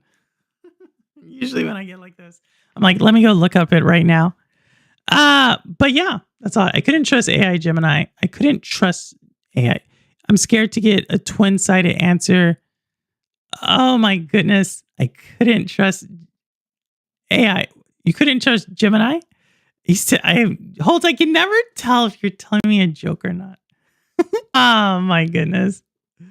No, but then again, I don't know. Like I said, there's so much there. But we'll see. I just wanted to bring it up. I told Zay like I would bring it up, so I brought it up. I can see like tons of people like going to look this up right now to fact check me on it, and I'm totally open. Like I said, I did not look at a Mac source, so I would have to compare that. But I did look up Windows, AMD, Google, Nvidia, as well as Amazon. I did look up those, as well as some of like the other ones. Someone's there. Someone's coming through. Oh my goodness. Long time no see. Internet of Games, are you there? Hold on. I've got a load of... We can hear you. Very good. We can hear you, Mark. I've got the stream coming through on the other tab. Sorry. No worries. What's going on?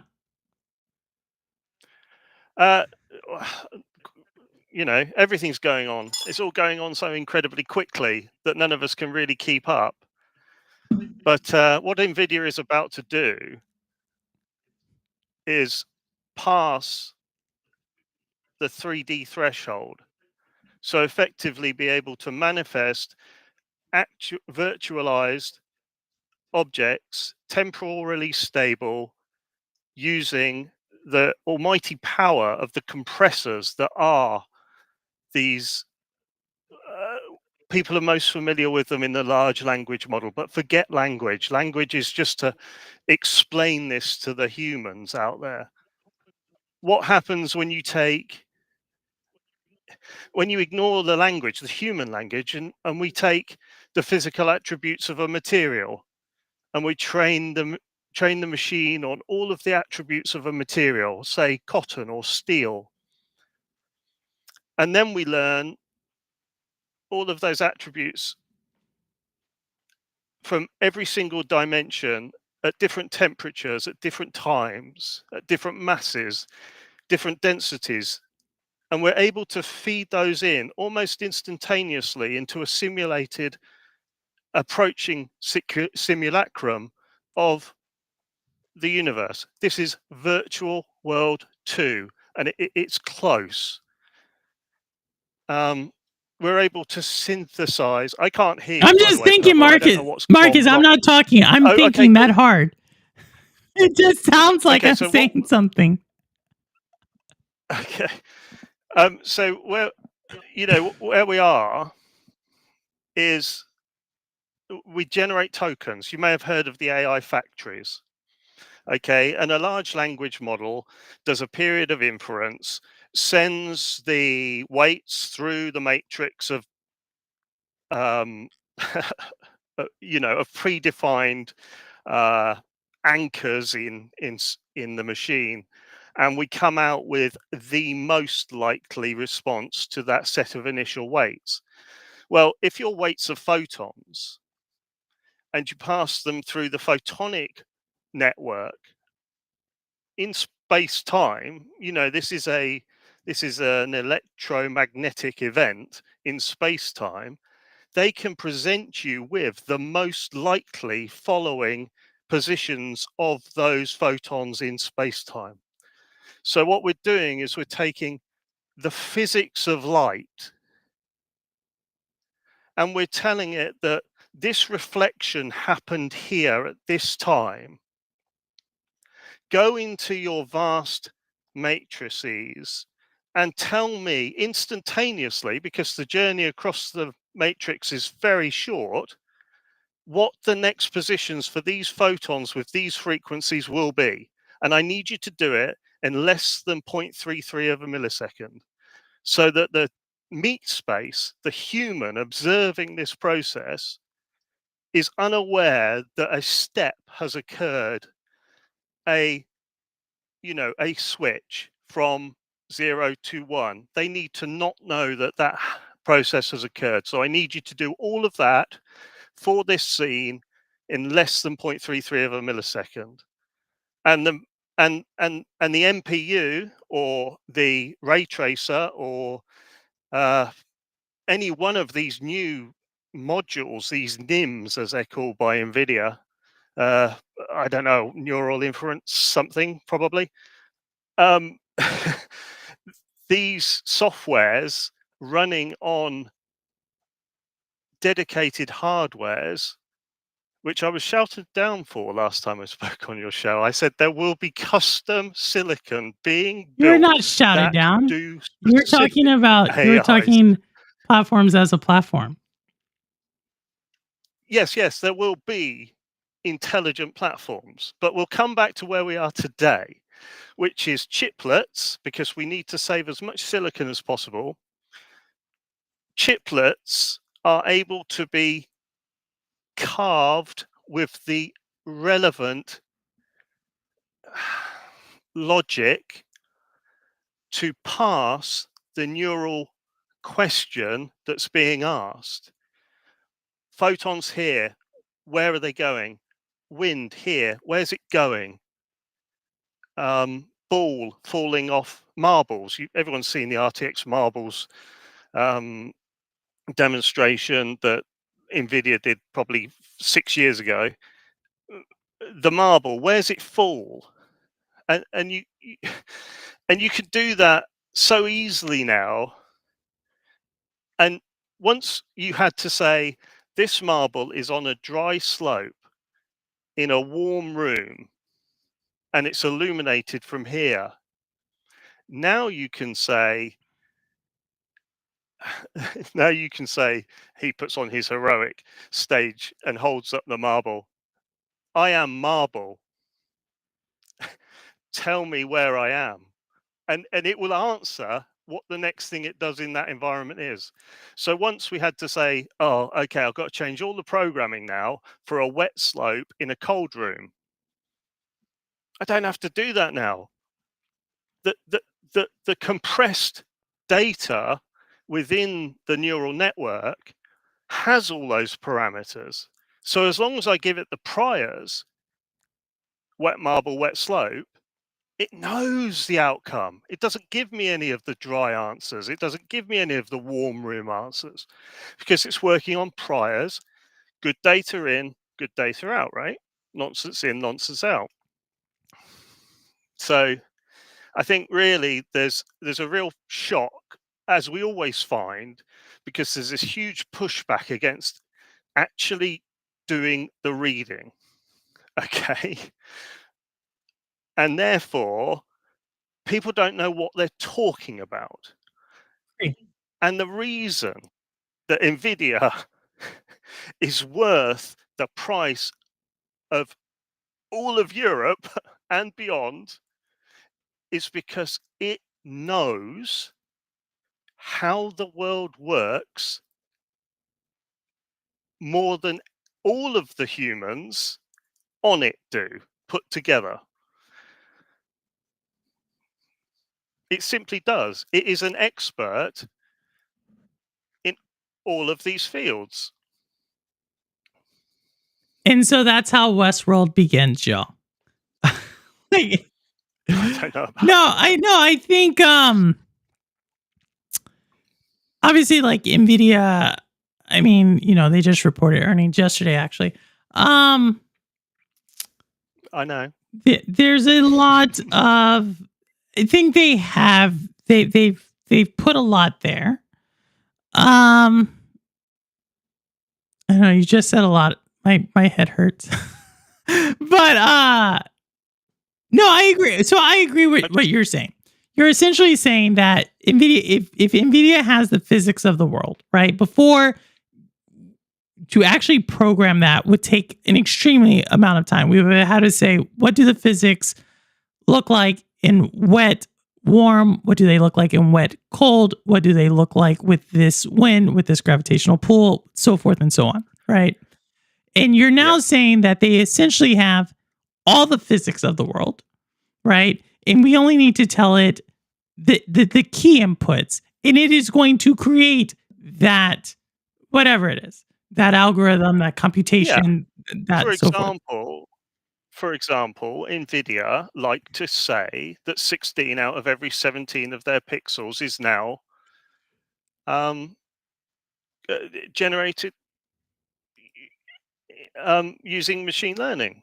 16 out of 17 pixels on every screen using DLSS performance with 4 times frame generation is creating 16 pixels from this new way of rendering. And that's really a message that's not getting across because obviously popular voices like to say fake frames. It's not fake. They're both simulated. One's simulated using a ground truth, which is your input at the beginning. Hey, I can't say the name. Hey, Andrea, what's the weather tomorrow? That's your input. That's your rasterized pixel data. And the LLM, for want of a better word, is producing the answer.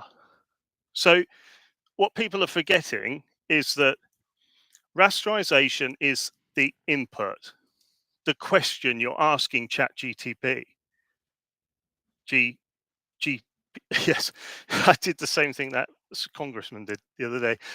Um, so your rasterized data does need to be good. You do need a certain amount of power at the front end of your hardware stack. And this is where things like you're saying these APUs are going to be tuned down so that TSMC, rather than making two crappy consoles and pretending they're a different machine, are going to make individual boards that TSMC make all the consoles, Well, okay? so TSMC is the And chip maker, AMD, Taiwan yeah, right, Semiconductor. I'm yeah, following. I'm following y'all. and AMD lay the architecture onto those chipsets on behalf of two branding companies. One branding company is Xbox and the other branding company is PlayStation. They both have the opportunity at the design stage to introduce ideas for their future of hardware. It's part of the agreement you have with your manufacturer. So, yes, it's a I don't know what, I can't think of American car brands, but it's Mercedes and BMW both have petrol engines. Okay, and they both have engineers who design around the concept of computation in this case. Okay, now this move forward towards lower power machines producing the industry standard of 4K 60 pixels, you know this that once they've cracked that on a single APU surrounded by these new chiplets that can deal with individual aspects of the human machine interface, then you'll start to see, that you'll start to see the shrinkage. The shrinkage will come on The after that. shrinkage will come But on at the y'all. moment, That's yeah, once you've gone at it that hard, once you've gone that hard for that long, eventually it just shrinks away. Okay, so. and I did not know that. Once and you've people, been hard that long, this is a that long yeah, time. It will shrink. it is a That is long what we have time. gotten Do you from know how this long it's been conversation. hard? Do you know And how NVIDIA is long the answer. the graphics problem Do I know how long what has it? But been a it's hard shrunk from problem? being hard. Yeah, yeah, it's going to disappear. Well, now we understand what happened to the frogs. Um. Oh my Right. goodness. Oh my goodness. Oh my goodness. No, I just don't think you saw the tiger. You disagreed with me. You saw the tiger in the Black Myth trailer. I saw a tiger in the new Black Myth trailer. Okay. Yeah, absolutely. Okay. And I think everyone will have seen that. Okay. Yes. Okay. Yeah. What about it? That's perfectly within reach for a console like the PlayStation 5 on the next set of silicon, because neural rendering and compression of neural materials. Am I saying things that everyone knows what these things I are, mean, I right? think you had us on shrinkage, and now we're saying neural Yeah, materials. yeah. And somehow there's a tiger here, but we're not talking about tiger ginseng. And so we're trying to undo the shrinkage. But that's where the neural Okay, well, networks shrinkage is come going in. to occur.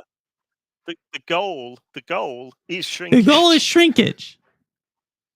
The goal is definitely shrinkage for the mass market. Absolutely. Well, that is an opinion.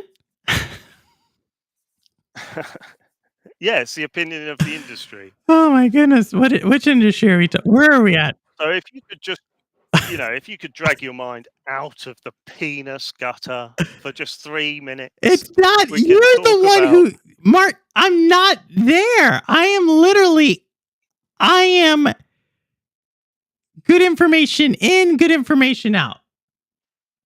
Yeah. So any questions? Um, We want smaller and smaller machines to be able to create better and better looking graphics. Certainly better at fooling the puny human mind. Okay. we're talking about So the smaller, machines. yes, we're talking about machines, obviously. Okay. Yeah, you knew that. You're just keeping it light. But this is an important message. I have to evangelize on this subject because shit's gonna go down, and nobody's gonna know I hit them. All right. So, if I understand what you said, right? Understanding physics of the world. Understood.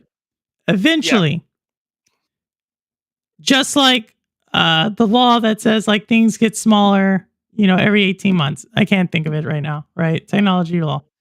Moore's law, right? Will continue to happen, right? Yeah. Right?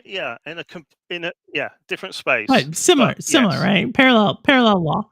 Parallel law. Absolutely. Still, right?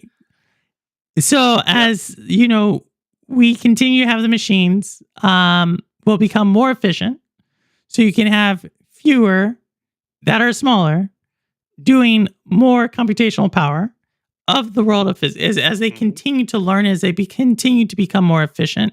And that is what's going to be as we distill the mathematical principles of the universe into materials, so silicon architectures and photonic I will not think networks. about silicon architectures or photonic things the same tonight.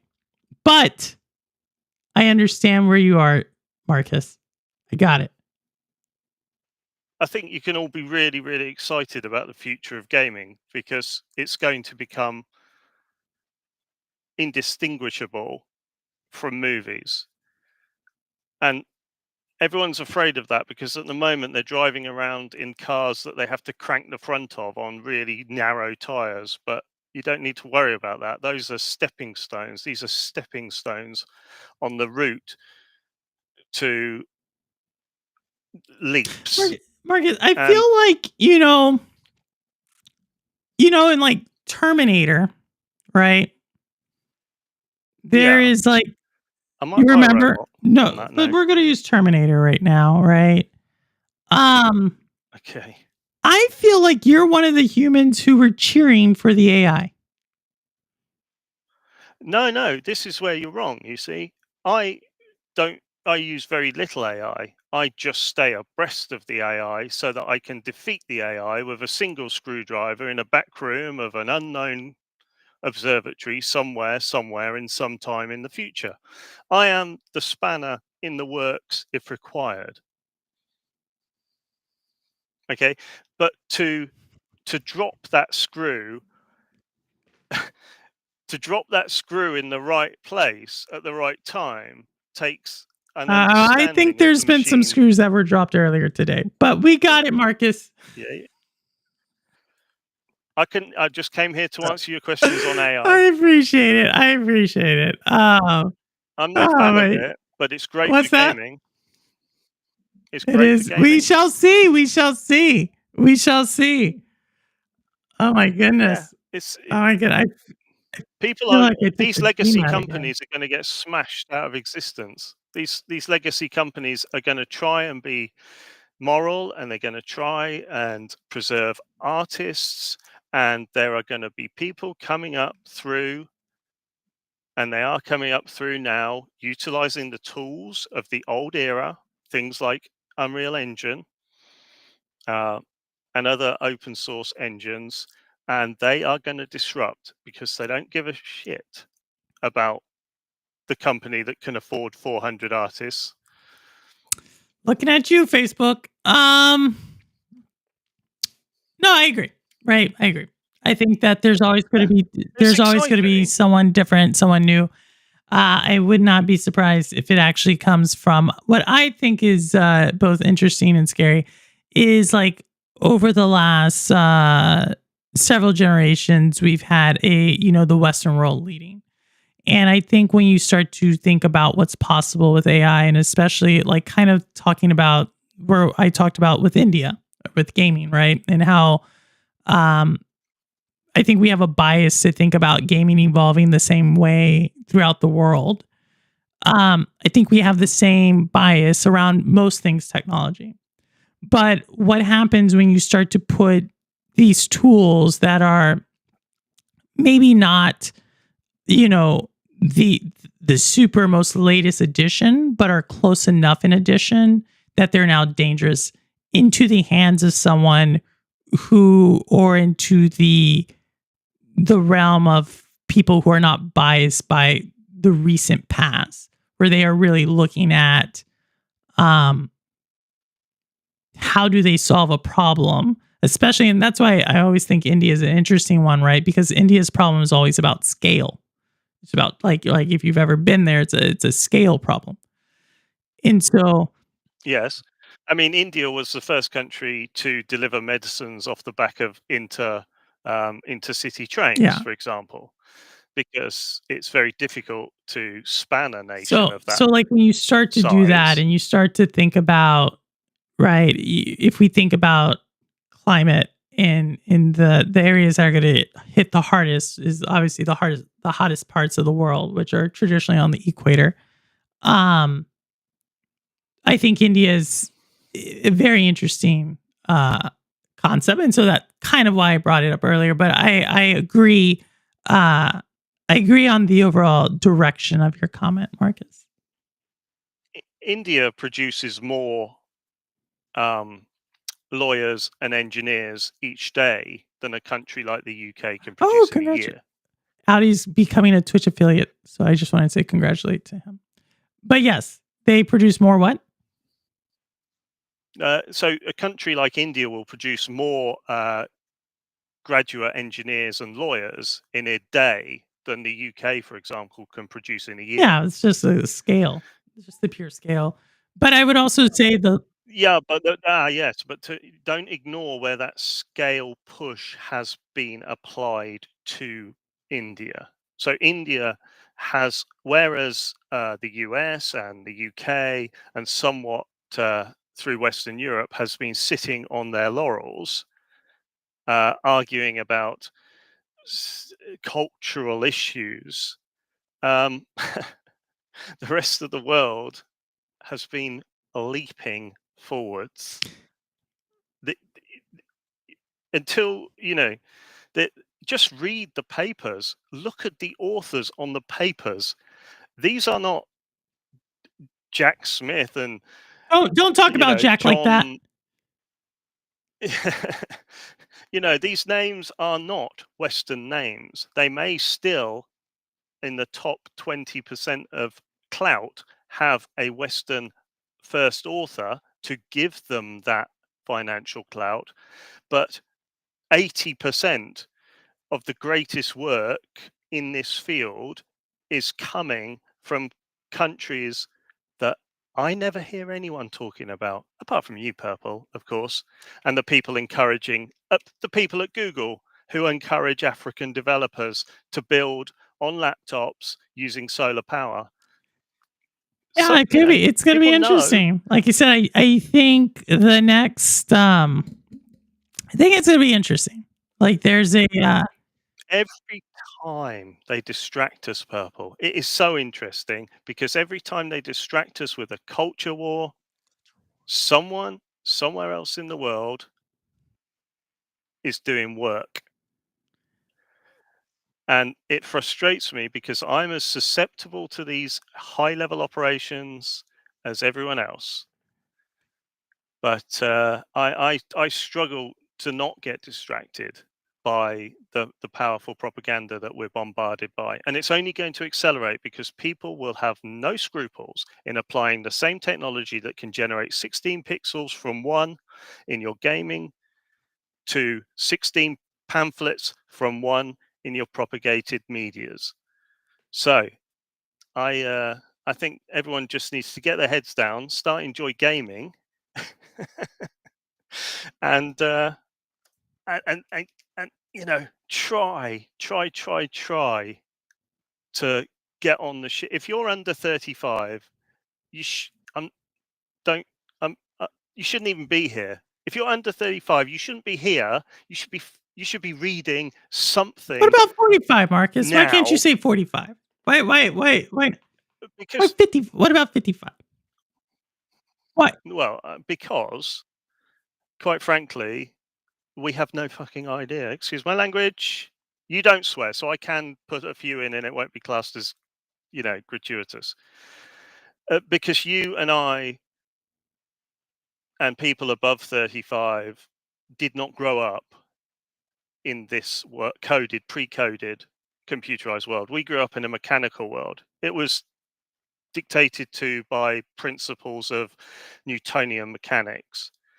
There was a shock in the 40s of the birth of the nuclear age, which expanded the human mind greatly when we realized that we had to start thinking pretty quickly again. Okay. So the mechanical age was overcome by the nuclear age. And really, most of us above 35, above 40, kind of got off the bus then. And it's no disrespect, because just like now, you need one good rasterized frame or one well-written sentence to get a good result from a large language model. We do still offer that old rasterized frame of fundamental knowledge based on empirical studies and A/B. So,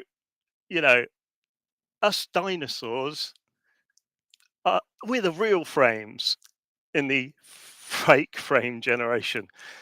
But pretty soon, just as those neutrons cast off from the uranium intercepted with the other uraniums to create the chain reaction, the tokenization of all human knowledge, mathematics, into the machine will soon begin generating tokens of a beyond human understanding. And it is real, the threat they pose. And these kooks and quacks, the money men, in their rantings, describe an event, just like the nuclear weapons that went off in the 1940s. This knowledge bomb is about to go critical, and the AI factories that are being built today will create human experiences that are difficult to imagine, because we've never been presented with that high level of refined stimulus. There you have it, go. If we are going to be experiencing a stimulus, that's going to lead to the shrinkage. Got it? Marcus, I had to, Mark. You left it up there, Marcus. You left it up there. I had to lighten the mood. I mean, there's a lot there to unpack. Just remember, if you want to talk about shrinkage, just remember, we are all alone together. Your entire experience, all your friends, all your loved ones, it's all made up in you. So if you want to talk about shrinkage, what the hell are you manifesting me for? Oh my goodness. What path did you choose? Oh my goodness. At what stage that led this to be your input? How did I become your input? Goodness. Oh my goodness. As long as you're gaming. As long as you're gaming, Marcus, you're good with me. It's all about the photo mode for me. My goodness. But no, I think it's interesting. I think it's interesting. About the perfect simulation of light in a virtual 3D space. Oh, please don't say token last time I followed that one. I got oaks and wizards. I got that one. I caught that one. Holt, I always have to put Holt's. It's interesting. We're talking about. Who's going to replace me? Come on, someone Oh, step no up. one, Marcus. You're going to close us. No one's going to replace you. No, I can't. You're going to close us. What are you playing? What are you playing? Okay. I've just downloaded Dragon Age: The Veilguard from Microsoft. Oh, Game it's on Game Pass. Pass. I am. Yeah, Oh, I'm also. look at that. Yeah, Game Pass is cooking, and they aren't even advertising it. They're just doing that I quiet think thing PlayStation had where it you too. I just think drop. PlayStation also got the Veilguard. Yeah, it's good when these big games fail because we all get to play them for free later on. You're not playing it for Which free. isn't You are reasonable. paying a subscription.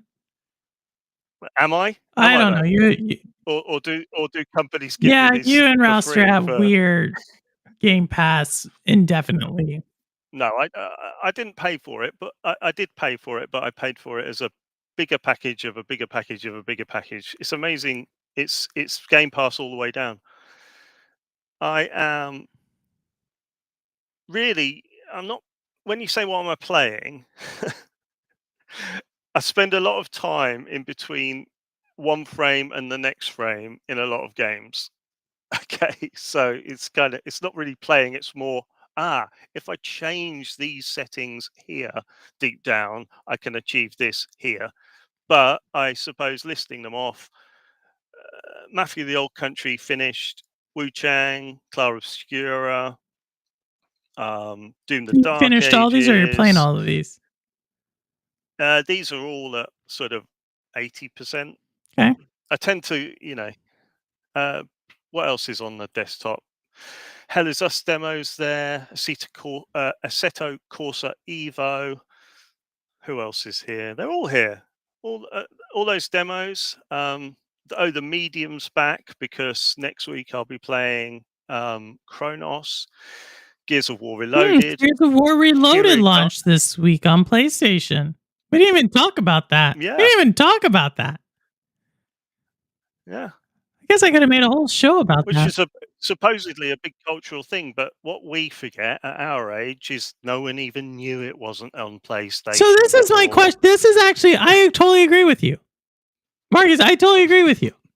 I was talking to someone about this earlier this week, and they were like, "Oh my goodness, Gears of War is on PlayStation." I'm like, I'm telling you right now, 90% of current gamers either A, did not know it was not on PlayStation, B, have no idea the difference between Gears of War and God of War, or C, have never, this isn't even something they would play. I would put the number at 90% of current gamers. And so this whole idea that this is such a and I think Microsoft knows this. I think they absolutely know this. And so I think it's really interesting that there's like this small segment of gamers that it's like super like, oh my goodness. And I'm like, yeah, y'all, like, I don't think so. This is like going to Audi's point about IP. And Audi was like, well, it's expensive to recreate IP. And I'm like, I actually think depending on the IP, it's like you could totally make a knockoff Gears of War.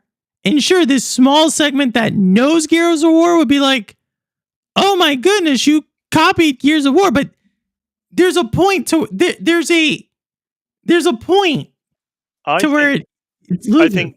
I think the answer to your question earlier of why do they buy these unknown IPs lays in the fact that a whole load of legal work has been done before to protect these particular IPs. And therefore, you're getting a dossier, a file, a package. And half of that work doesn't have to be redone. You just need someone to read it, update it, and right? No, but it's not that. It's not like when you get the entire. I've seen it. Yeah, I've seen, like, I saw it for the Wizardry game franchise. I saw it for two entirely different studios, like entire portfolios. What it is you when you get it, I should show y'all eventually this stuff. It's not what you think. It's literally like a hard drive that includes art Mhm. assets, music files, Some code. some code. Yeah. It sure there's some depending Some on the code, code yeah. could have a patent associated with it. Yes, Could have a yeah, there's patent. some of that. Music files in a story. Depending on Mhm. the story and who published it, you may not own that, but it seems like they got the entire file. But that's it. Yeah, that's what That's I it. yeah, but I think getting that entire file is what they're But if no one knows what about. it is, that's what I'm saying. No one No, cares. I No, they disagree. don't care. I I don't disagree. care. You're buying a platform. They're buying a platform to build an entire. It's probably better for them if no one does know what it is, because they can on that hard standing of a proven asset, if you like. They have bought an asset. They bought a plant pot. Okay. Yeah, I get what you're saying. You're saying They they have bought. all this stuff. They Yeah. have a starting point. So essentially what you're saying is like, I totally get what you're saying. Look, we analyzed this like, Yeah. and I've said this before. Atari is different. The Purple Haze Studios or whatever, what we call ourselves, right? In the fact, and I said this before, it makes sense if you already have the team in place that can take, and you have to have some competitive advantage with the team in place. So what is it that Atari can do with that IP that Ubisoft was willing to send it away, right? I actually had another story in here about Yeah. Sony PlayStation, I think, involving IP. There I we think go. Yeah. Right? I think it's more about tiles in the mosaic than anything else, and which tiles are yours. The reason that Microsoft went so hard to own all the ideas in hard drives was to own all the ideas in hard drives. So if I, a cheeky young upstart, comes along and creates an amazing game that everyone loves overnight and it becomes a raging success, Microsoft go, hey, surely we own that. Yeah, And then they go to the I hard think drives and they run the AI over it and they find so. So you're exactly going to where say you that breached Microsoft all of their is literally copyrights. acting as, what do they call those groups? The ones who Vic Ramsey did this. The groups that just buy tons and tons of patents and IPs and then literally sue you. That's Yeah, what you think they're doing? yeah, yeah. All right. Why do you think they keep closing them all down? They're much cheaper on the shelf. No, you might be right. You might be right. Like that makes it perfect. Like that follows like And but I think Atari have bought them for a different reason. One, Atari has a retro sure. outlet. Okay, they have somewhere just to dump the code into, and people will play it, and they will look at how people play it and learn from how people play that piece of crap and how long for, and they will apply those triggers into their new IPs. So that's one thing. Maybe. But two, they're buying a plot of land. Okay. They have a plot of land now, and whatever they build on top of it, as long as it retains the boundary of that piece of land, is up to them. So they may choose to build a skyscraper on top of that No. game that no one, but it's their piece of land, and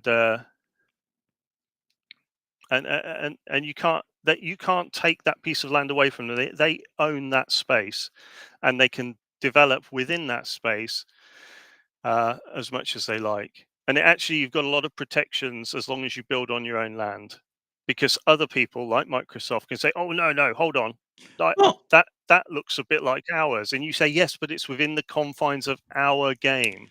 so Ali makes a solid point.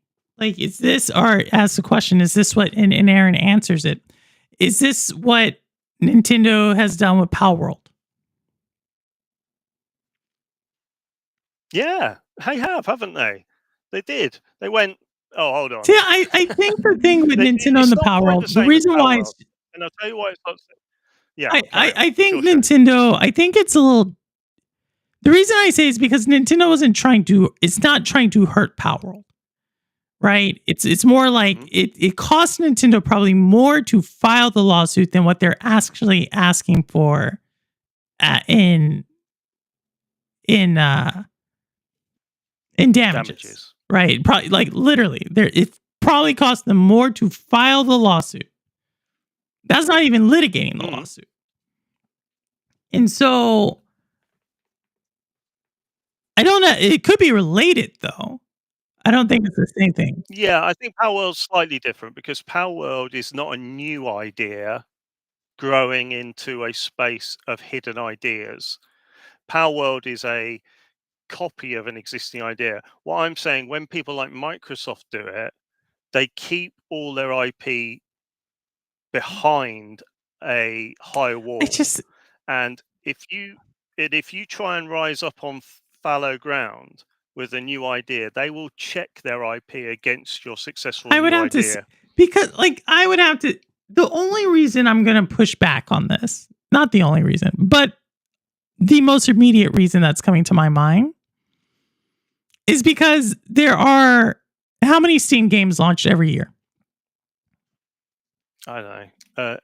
Let's use 10,000. Let's use 10,000. I think it's up there. Okay. 10,000 games. Like you think, but you think Microsoft, like if one of these picks up, let's use what is it? Clear Obscure 33, is that the name of it? Or did I combine two names? Clear Obscure 33, Blueprints, and let's use another indie that's broken the mold this year. Or one that is Hollow Knight Silksong. Mike, I just don't know. I don't know because I think there's a difference between a patent troll, a patent farm, right? Yeah. Where I can say like, okay, this chemical ABA is the same as this chemical DABA. Therefore, you owe us money, right? Yep. I think a patent is different than an IP, right? Yeah, and so like it is. But if I've got the patents and the IP, I've got two ways. Yeah, but I think down. So I could bring I should if I have one of these contracts, I should show you. Like it's so easy to get around this idea because outside, like each of these stories are like you're essentially but you've never tried. It's never grown yet, has it? Hasn't grown. It's easy to get around it until you come up against the monster that says, "I don't want you." We will see. We'll see. Because I just think there's so much leeway and creativity. Like there's no, but you're talking actually, you're making my point for me. I'm saying if you hold that, you're saying if I hold that, they can't touch me. That's what you're saying. You're saying if I hold that, Microsoft, however big and bold they are, can't touch me. And I'm saying the same thing. I'm saying you're staking out your piece of the turf by getting an existing IP, something that has already been proven to be an independent idea. Yeah, I think it's the difference between building it, purchasing it, and partnering on it, right? The question when I just, like I said. I think breaking out, you are dead. Like, look at that guy who made Ballistra or whatever it was called, right? Now, it's hailed as a success, but the reason you know about it is because it's picked up by everyone who has a stake in that idea before he ever put it on disc, and they lift him because it benefits them. So I'm talking about, I've been dramatizing it where they go in, they kill your game. They don't. If they see something growing, they start to pull the strings that they have on it. Yeah, I see what you're. I totally hear what you're. I hear what you're saying. I think I still like. Okay, so that's the benefit for holding IP. Like that's the benefit of holding, like having a library of IP. I think my thought exercise earlier was really around the idea around IP that is, like I said, I use the frameworking of like top tier IP, like top shelf IP, Mickey Mouse, right? Or like something that is like for sure that is their brand. Like it's world renowned, it's recognizable everywhere. Then there's the next level IP. I would put Gears of War in there. I would put Tomb Raider in there. It's this next thing of IP that it's established IP, but I would not say it's like so established that like it's universally recognized and known, right? And these are what I would be saying. This IP aspires to be the next level, and maybe it could be. Okay. But it's generally like, and this is usually the IP that you would license out, right? This is usually like. So at this stage, I would just pull you back, as I like to definitions. Intellectual property. And the key to this argument is the objectification of the intellectual work into a property. And that property is as physical, although it is not physical, it is as physical and endowed with all of the rights of any other physicalized object in the world. So even if you have the smallest marble, Yeah, you still have a property. You still I totally own get it. something. But that's the second one. That's the second one. That's the one I'm third interested in. tier. The third tier. Yeah. If we go back to this stuff here, because we still have the Atari. Here we go. Let's put this. Let's use this one. This one, right? These games here. Or let's do this better. Those games right there. I would not say those games are in that second tier. I think those games are in the third tier of IP. Right? Those games, I would say, like if you have an idea that's grow up, Child of Eden, Cold Fear, I Am Alive. Like I guess I'm more of a creative, which says like if you have an idea for what you're going to do with Cold Fear, why be beholden to the universe of Cold Fear? Obviously, you're trying to change the art style. That's right. Yep. Like you're going to change that. You're going to change the gameplay mechanics. So now my any type of patent is going to kind of throw out the window, and any type of intellectual IP protections I have on the art are kind of thrown outside the window. So really the only thing I am buying at this moment is really the universe and the world it exists in, and the name Cold Fear. So I could throw out monetization because I don't think Cold Fear is running up the scoreboard on the revenue side or at the moment. So it's not that. It's literally the story. So now if they spent $100 buying this, okay, fine. You have yes, I cannot hire a writer to create Cold Fear for $100. I just can't. But I'm without knowing the details of it, I think that's the thing. Like, what is so important about this story that didn't burn it up the first time that you would go out and buy it and be handcuffed to that story of Cold Fear versus you just creating something totally different? You're Atari. You're the publisher, right? Yeah. You can I wonder if it's got quite a lot to do with the word preceding Cold Fear. So what, you're thinking like the acquisition? Ubisoft, yeah. I wonder if it's got more to do with relationships and could be. It totally could be. Embracing a power partner. It totally could be. Without actually going through all of the expense of revealing yourself to the market as working with Ubisoft. It could be. Right? You might be right. That is what you just said. That makes, out of everything, that makes sense to me. Because now it's not about, you're saying it's a business partnership. Ubisoft is off-shelling it and saying you are developing you take it from here. because maybe we were working on it, but I no longer want this.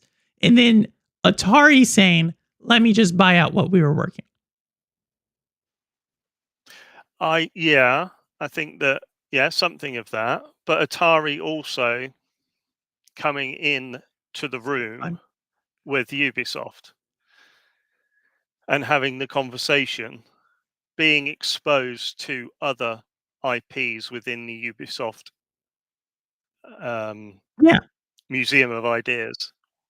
It's time in the room, and that time in the room costs them 4 IPs. maybe. They obviously did it. Like, Yeah. obviously Atari did it. We're gonna see. Maybe they're not going to do We're anything gonna with them. see. They might not. They might not do anything with them. They will just put them in the drawer, challenge anyone who tries to steal that Maybe. idea. But also, they've just invested how many hundreds of thousands with a really big non-US publisher. Yeah. No, It's yeah, relation. good. 100%. Like I said, I think again, And for Thunderfall, I just it's the other way. Thunderfall got to get in the room with Atari. So we're talking about tiers. So Thunderfall's sucking off Atari, and Atari's sucking off Ubisoft in this recent Marcus, come on now. acquisition Come on. pyramid. Family show. It's late, Family isn't show. it? So if we change the temperature of the game, Is will it it be though? Cold War Fear? Exactly. With the AI, we would get that. No, I hear what you're saying. I think it was just a thought exercise I did, and I thought it was an interesting tie-in from uh the where we landed on, purchasing IP versus building IP versus partnering on IP. And Yeah. and I said back then in that show, if we were someone different, like obviously Atari's a publisher, so they're an established publisher. And even though they've traded hands numerous times, they still have a legacy name. Yeah. And Atari still, regardless of what you think of them, they can still be in a room, basically, right? As we're purple ink or whatever, And this we new don't have that. We don't have that. guy, who's not quite so new now, this new guy's got to prove himself. Yeah. So So you know, they do have competitive if someone advantages like that we didn't have. he's got to prove himself to the old school, and to do that, he had to absorb some fairly weak IP. Yeah, like I understand, like that part I understand. So like that's what I guess the point of that was to bring up. There are other things other than like building games, why certain things happen in the industry.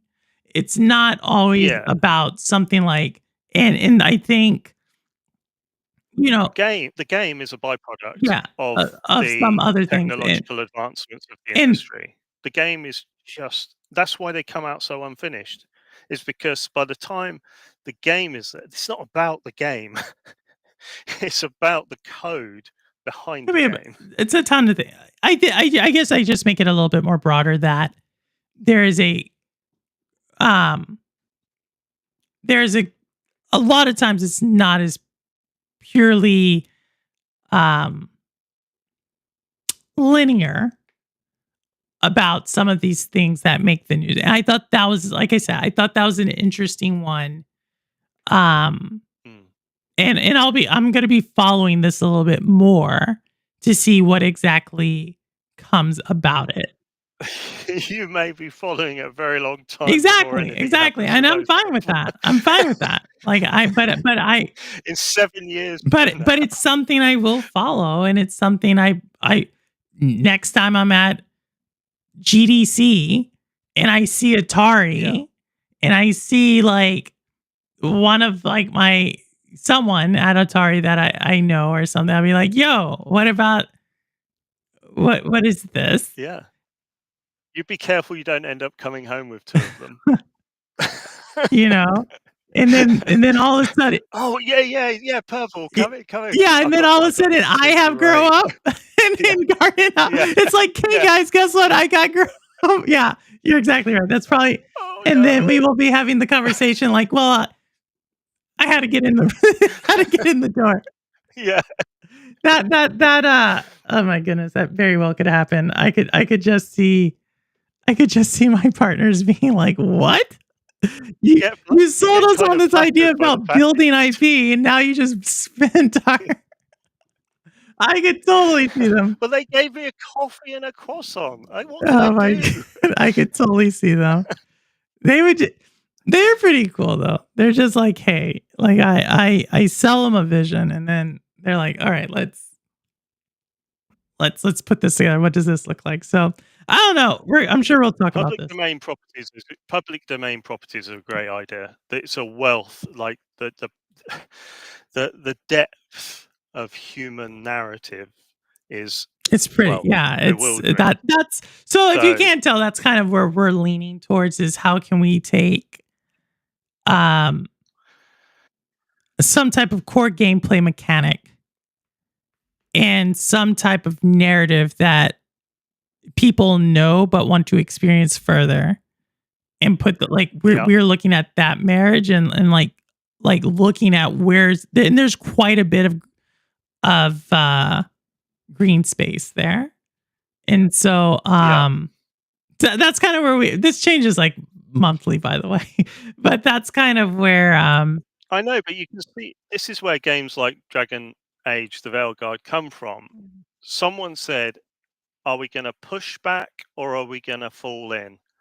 Quite early on in the production, are we going to push back against the culture war? Or are we going to fall in line with the direction of the culture war?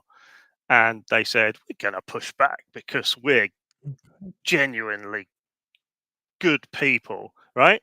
And unfortunately, it didn't pay off. Although they'll be doing all right, yeah, if they're on. it's But the E8. point is, I think they're doing better than what people thought. I mean, that would original Wizard of Oz, and Alice in Wonderland. Think about that one.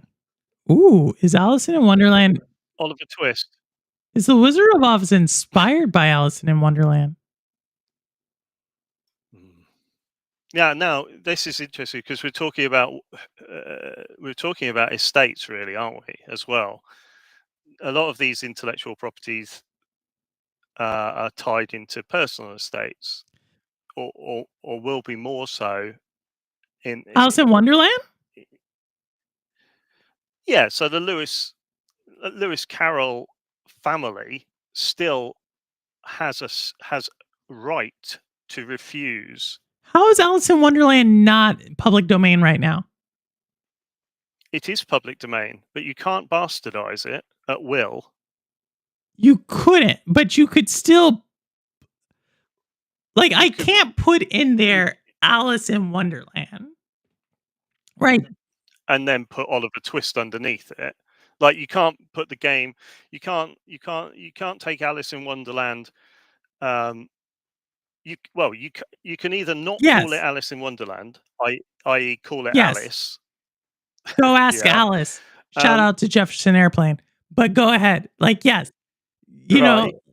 But if you wish to produce the Alice in Wonderland game, this is why things like Star Wars Outlaws are extraordinarily expensive, don't appear to have commercial success, but are forever games. This forever. is, they're 2 generations from now, Star Wars Outlaws remastered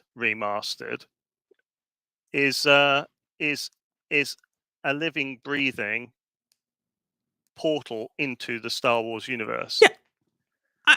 Like I said, I understand. I totally like Star Wars.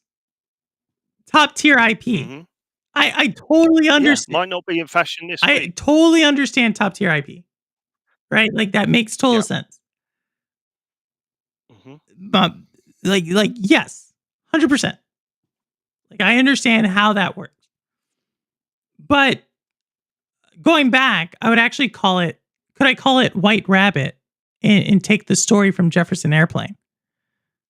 Like that's a question. Um you may need to consult with the Carroll estate. Maybe, yeah. I'm gonna actually look this up. I have 2 homework assignments. I Yeah. gotta go look up metal I don't impacts. think you'd fall foul of them in the sense that these gentrified estates tend to be fairly liberal in their creative Yeah, they're creative freedoms for worlds, right? people. So, like, I would be kind Yeah, right. so, like, yeah, and so, like, but that's my again. It's about respecting it and not rewriting it. But I would suggest going back a little further because where there's no living Okay, relatives, sure. So you're in clear let's go. water. Could I go Mary Shelley? Uh, you'd have to check. Or should we go into like Divine Comedy? Dante's Inferno, like I would go to the newspaper that reviewed Mary Shelley that week and see what other books were reviewed in the Times of London that week and pick one of those. Yeah, but like to your point, like, but that's my point. To your point, and from my original point, and maybe it's just because I have a bias towards that, and I will say that, like, we're talking about bias. I had a bias towards the AI conversation with Audi earlier, and so I'll recognize and it could just be because like I debated this like through and through about 2 weeks ago with one of my partners, and I just think it's easier and it's a more fun exercise. It's a more liberating exercise to understand what you want the game mechanic to be, right? Because that's part of the game. Mm-hmm. Like, what do you want the game Yeah. mechanic, regardless of what the face looks like, and what is the core game loop that you're aiming for? I'll tell you, the core game loop is apple bobbing in the Cracker Barrel logo. Oh my goodness! It's a mobile release. It's out tomorrow, and we're rich. There you go. See that? No one will be playing you it go. this time next There week. you go. That's the conversation. Like, so you just came up with an entire game loop. Yeah. Right. And that is that's that. And then like the skin, you use Cracker Barrel, you're playing off of a current event. So totally you just did it. Right. And Mm-hmm. and so that's what I'm saying. So like when I looked at IP, and I think we already explained like why Atari would do it, right? We've given them enough excuses for why they could do it, why they should do it. But to me, just I think like unless you're something like that, there's just so much other IP for you to build a game off of. Yeah, I wonder. I mean, people in your position who are looking to enter the market with new IP and new mechanics are all fighting for 200,000 AI qualified engineers on the planet. That they're the most valuable people on the planet. To a degree. And this is why. To a degree. Yeah, to a degree. Well, yeah. Okay, well, they're certainly valuable to people like Rockstar. Yes. Because GTA 6 is the spruce goose, the white elephant, the end of the era. It's built with the old tools. It will be fantastic. It should be fantastic because it is a swan song of the old age. And they shouldn't try and keep kicking it to make it better and better and touch on the new generation. They should make it the masterpiece of the Steam age and let the kids run. So I think to what you just said there, I think there will always be a market for the old age. Just reimagine. Yeah. Sure, And so, yeah. and so, I'll be retro. Yeah. Or what gaming is on my Alan favorite Wake platform? 2. What do I say is my favorite platform? Well, you say No, Switch no, 2. I say but I that's like because it. That's what you I haven't play got a lot. anyone- But what is my all-time favorite in chat? Ambi would know chat this. will know. Whit would know this. They Rouster might listen know to this. you. My favorite platform of all time. They may know this because I haven't said this in like over a year.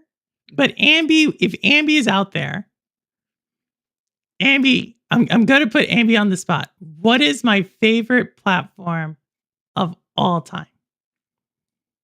I'm going to give him like about a minute. And so, but you'll see why I said that here in a second, because I definitely think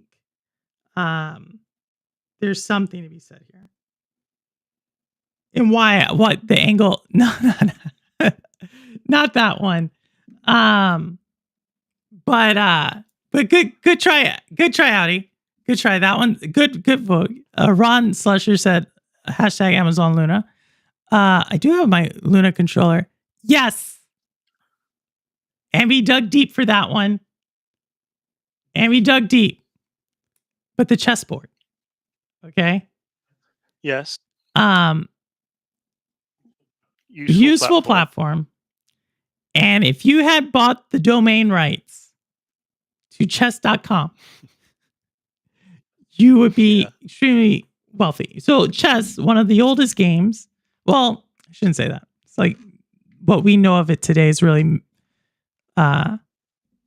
roughly like 1400s, 1500s. I think it's fair to say it's one of the most contiguous games. Very much so. It's and how it's been adapted throughout time, right? But overall, it's still the same game. Now we've put different things around it, right? We've put videos around it, like we put game engines around it, like it's fun. But at the end of the day, it's basically the same game.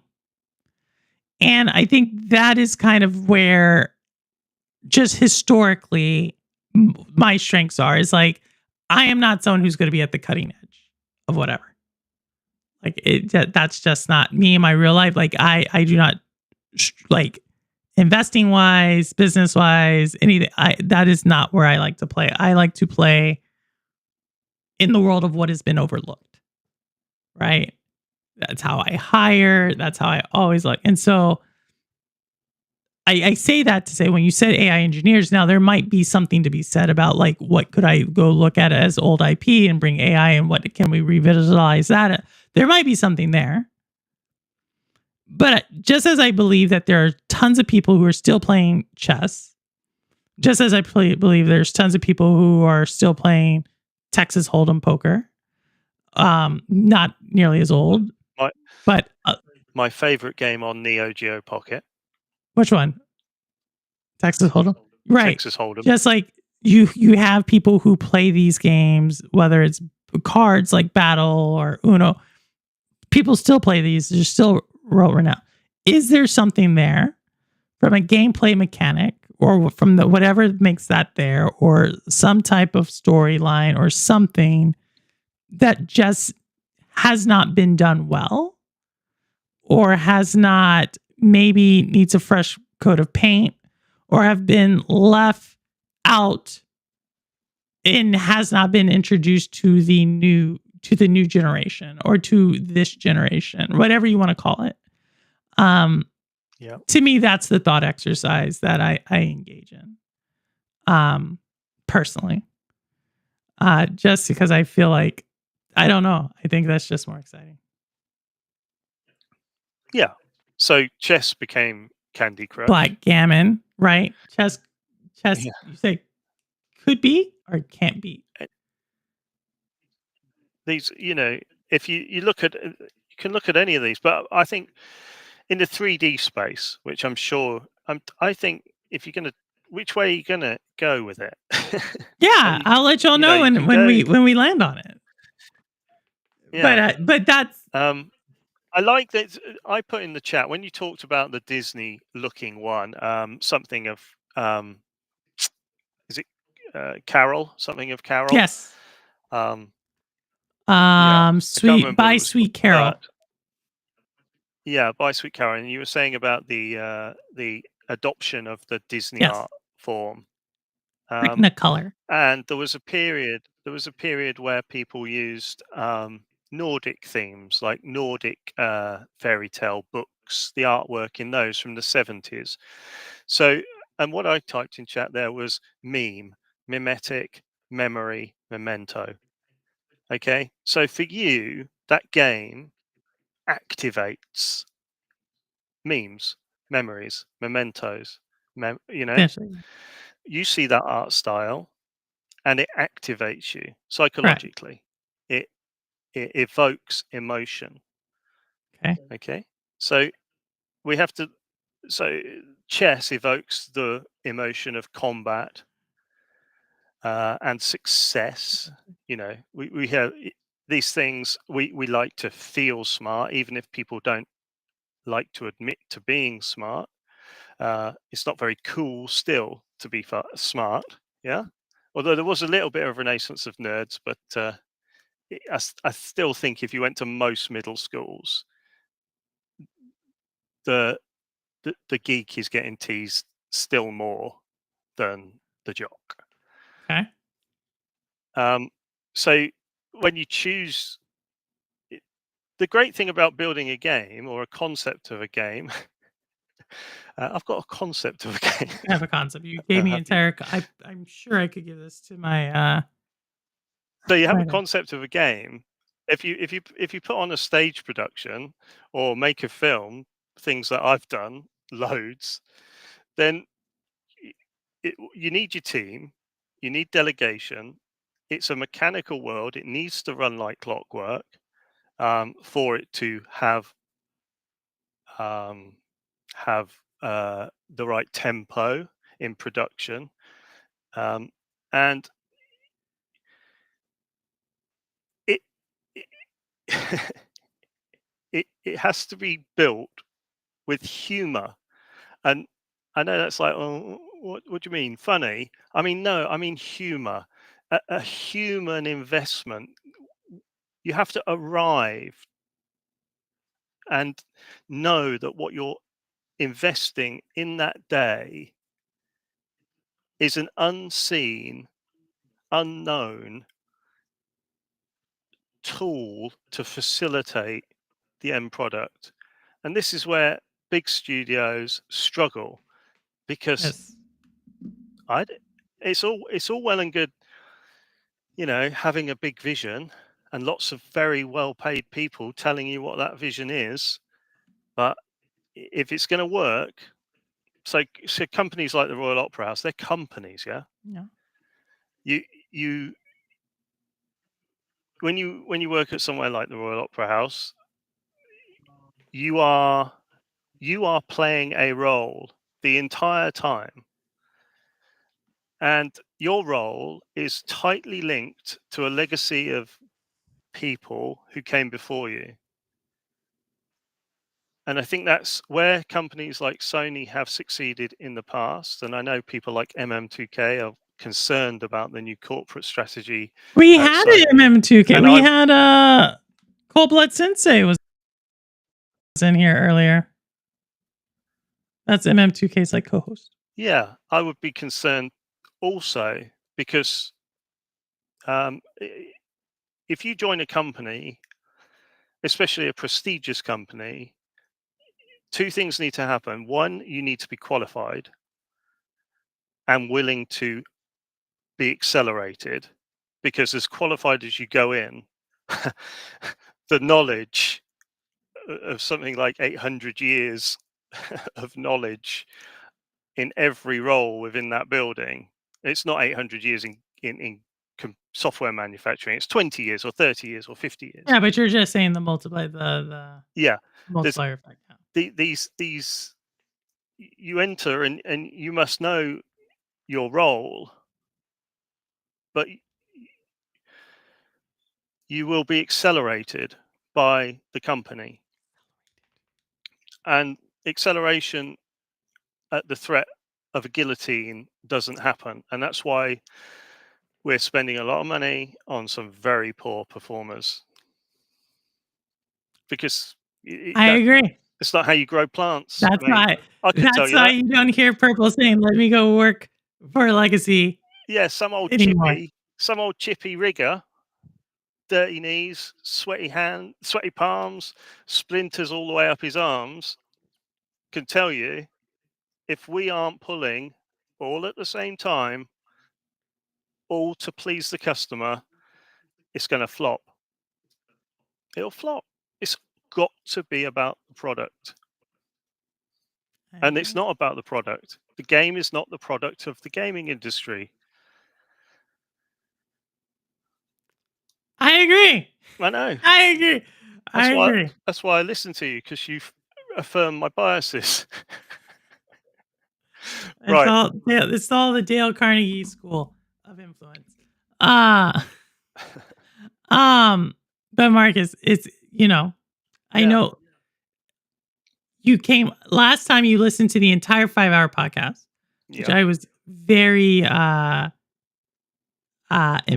awe with. But I also don't want to put people through that as well. But floor is yours. Whatever. I'm going to shut this one down pretty soon. Floor is yours. Read the NVIDIA blog. I don't care if you're into tech or not into tech. For me, for yourself, for your children, read the next NVIDIA technical blog, not the GFN blog. And I don't care if you get nothing from it. Just read it and then move on.